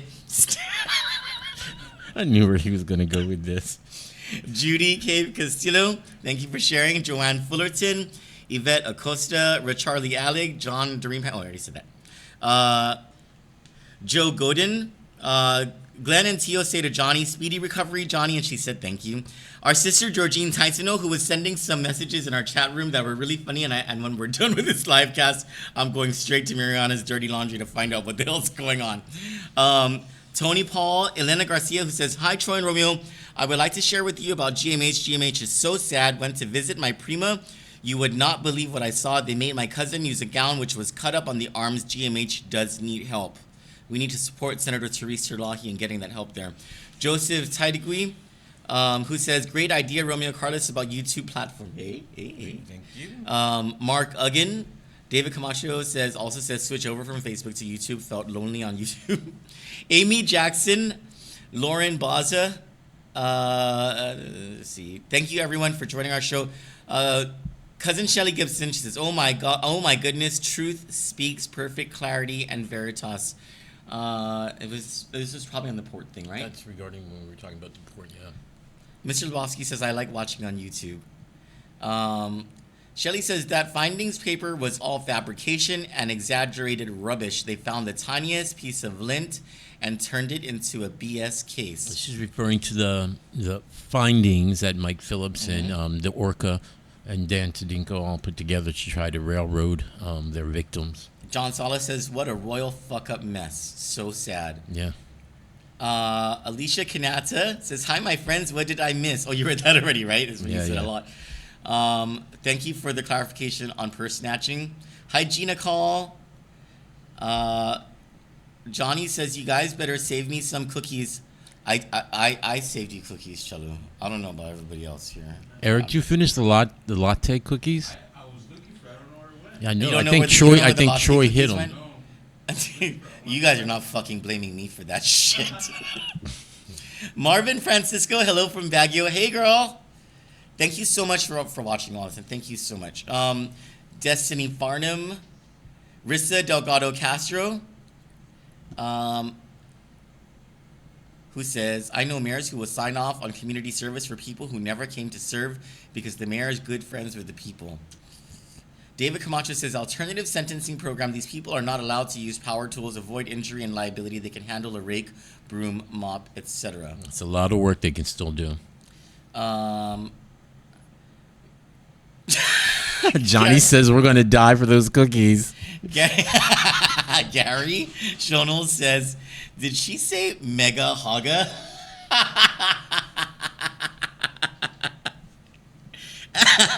Elena Garcia says she's the biggest liarer. Liar, that's you, Regine. That's Regine, right? She's talking about? Mark Huggins says Japan is not safe. You could get a blister from walking everywhere.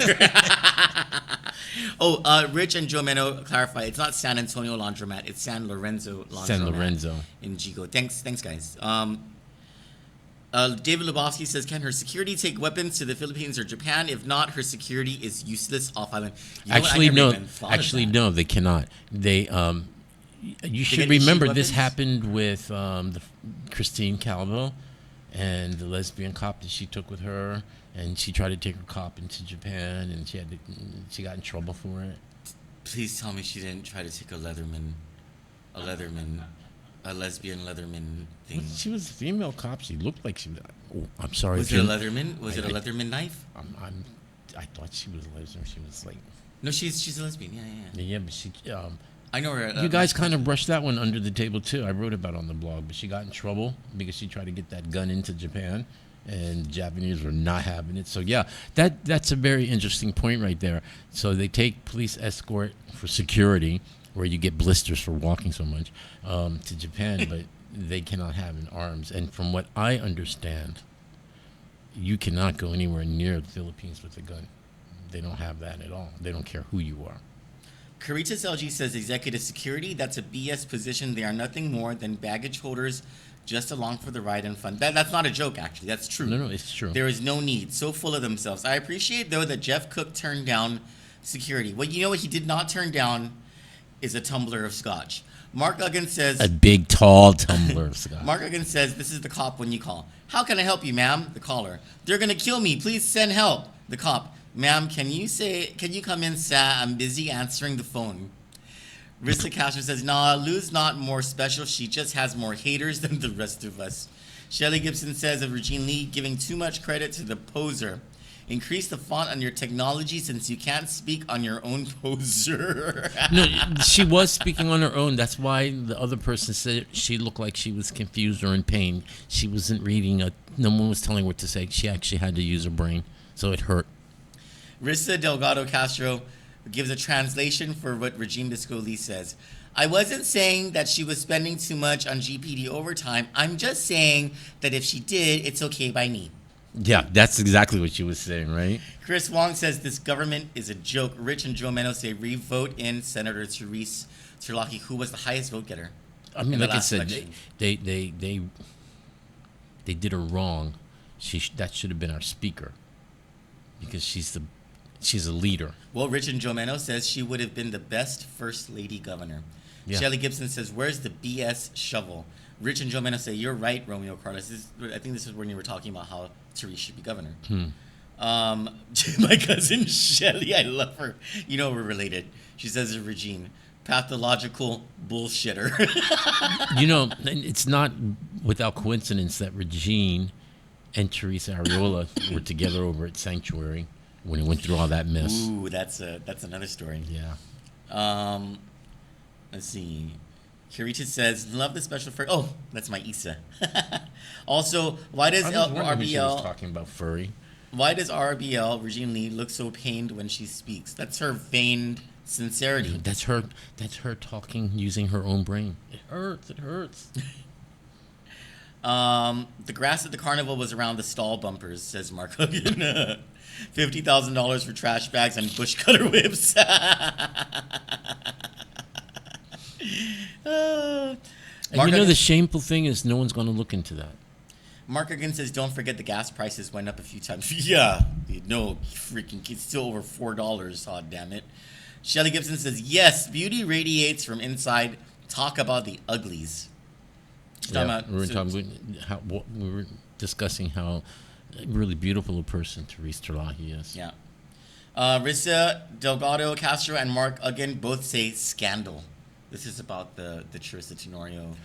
There's nothing but scandal that haunts that girl because, she thrives on it. That chaos, I know friendships that are ruined because of her. Something's wrong with her. Well, Mark Duggan says, I'm sorry, but that bitch went through several tax brackets in a 90-day period. Yes, I she hope did. that mugshot was for tax evasion. No, that was for the threatening to kill a witness in the case where her boyfriend was transporting drugs and money. You have to listen to the next one. I bet she has bail money. Joseph technically says they should be able to provide itemized expenses and invoices as proof that services was rendered. Don't count on it. No, buddy. Joe, that was Teresa Ariel who wrote that. They cannot do that, no. Mark Duggan points out that that's more money than Janela gets. Rista Castro says this chick is going to need executive security after this. Yeah, I like that one. And from what I understand, the Magafaga, Lieutenant Governor, was upset because when we talk about how corrupt his sister is and him for protecting her and hiding her shit, he accuses us of wanting to ruin him and his family. And it's not ruining you and your family. That's just telling the truth. You do a good job of ruining your own family. Hey, and you know what? I have absolutely no sympathy.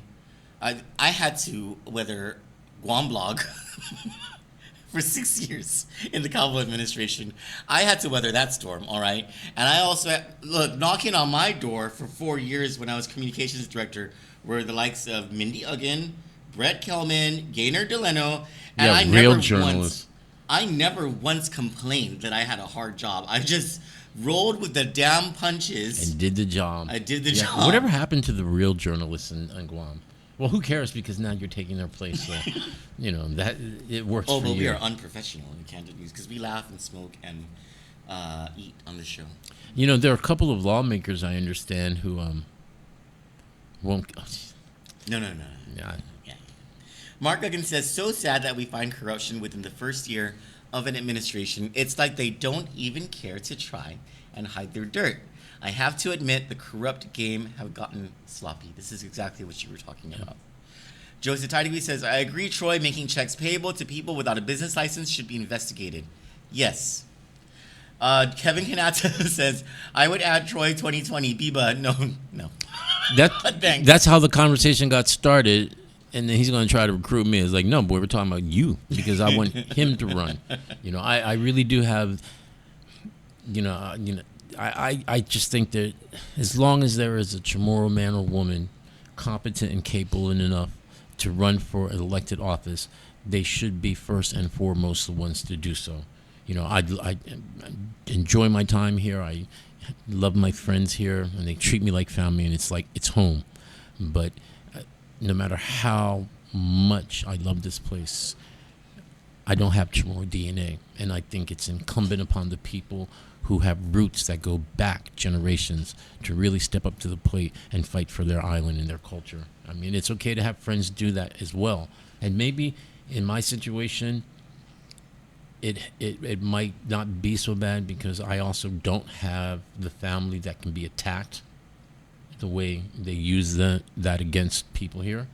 But ultimately, the Chamorro people have really got to step up to the plate because their culture, their government is under a lot of pressure, and if they don't stand up and fight for it, they're going to lose it.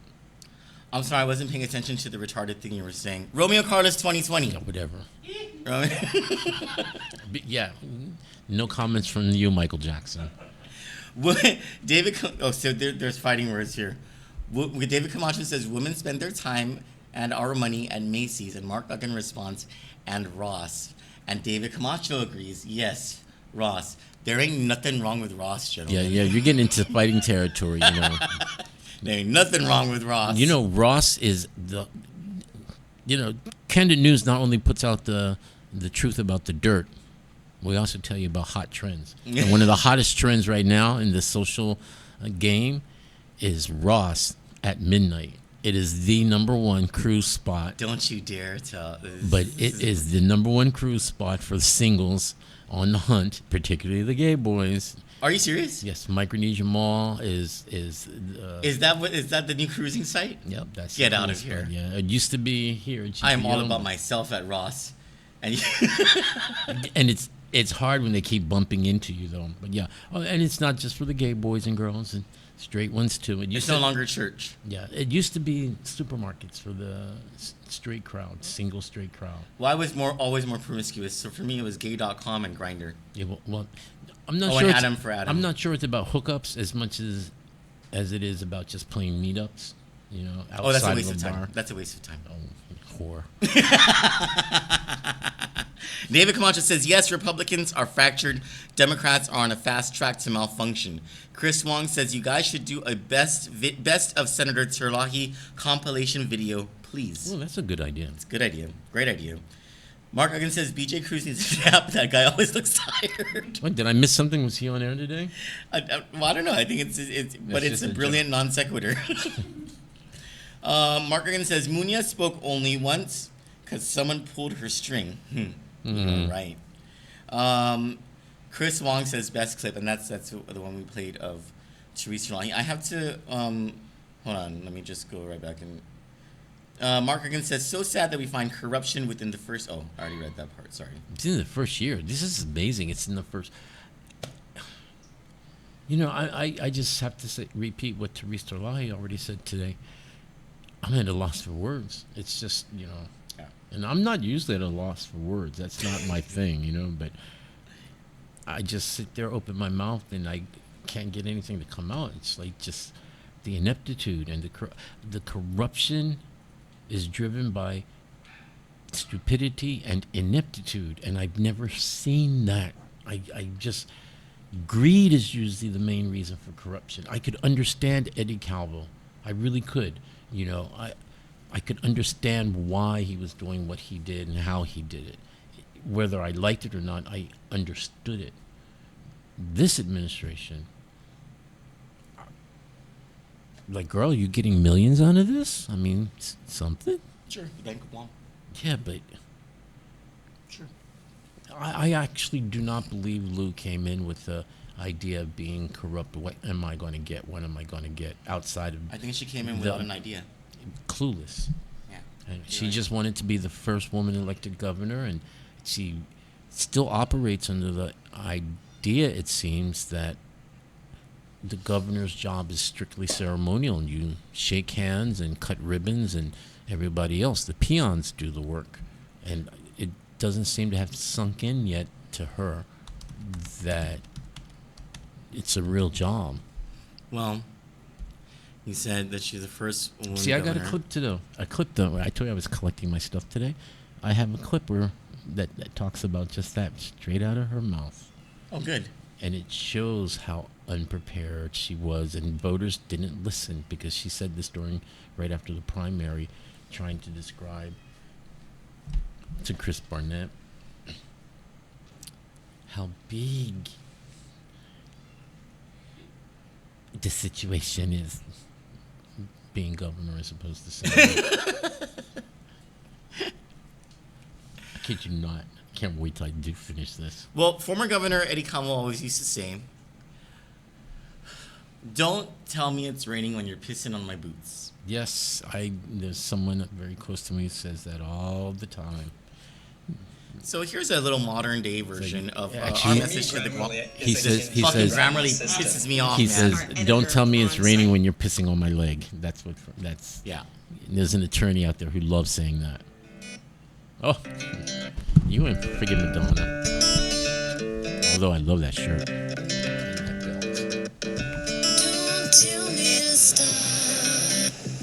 Hi, Renee Punzalan. Tell the rain not to dry. Tell the wind not to blow. 'Cause you said so.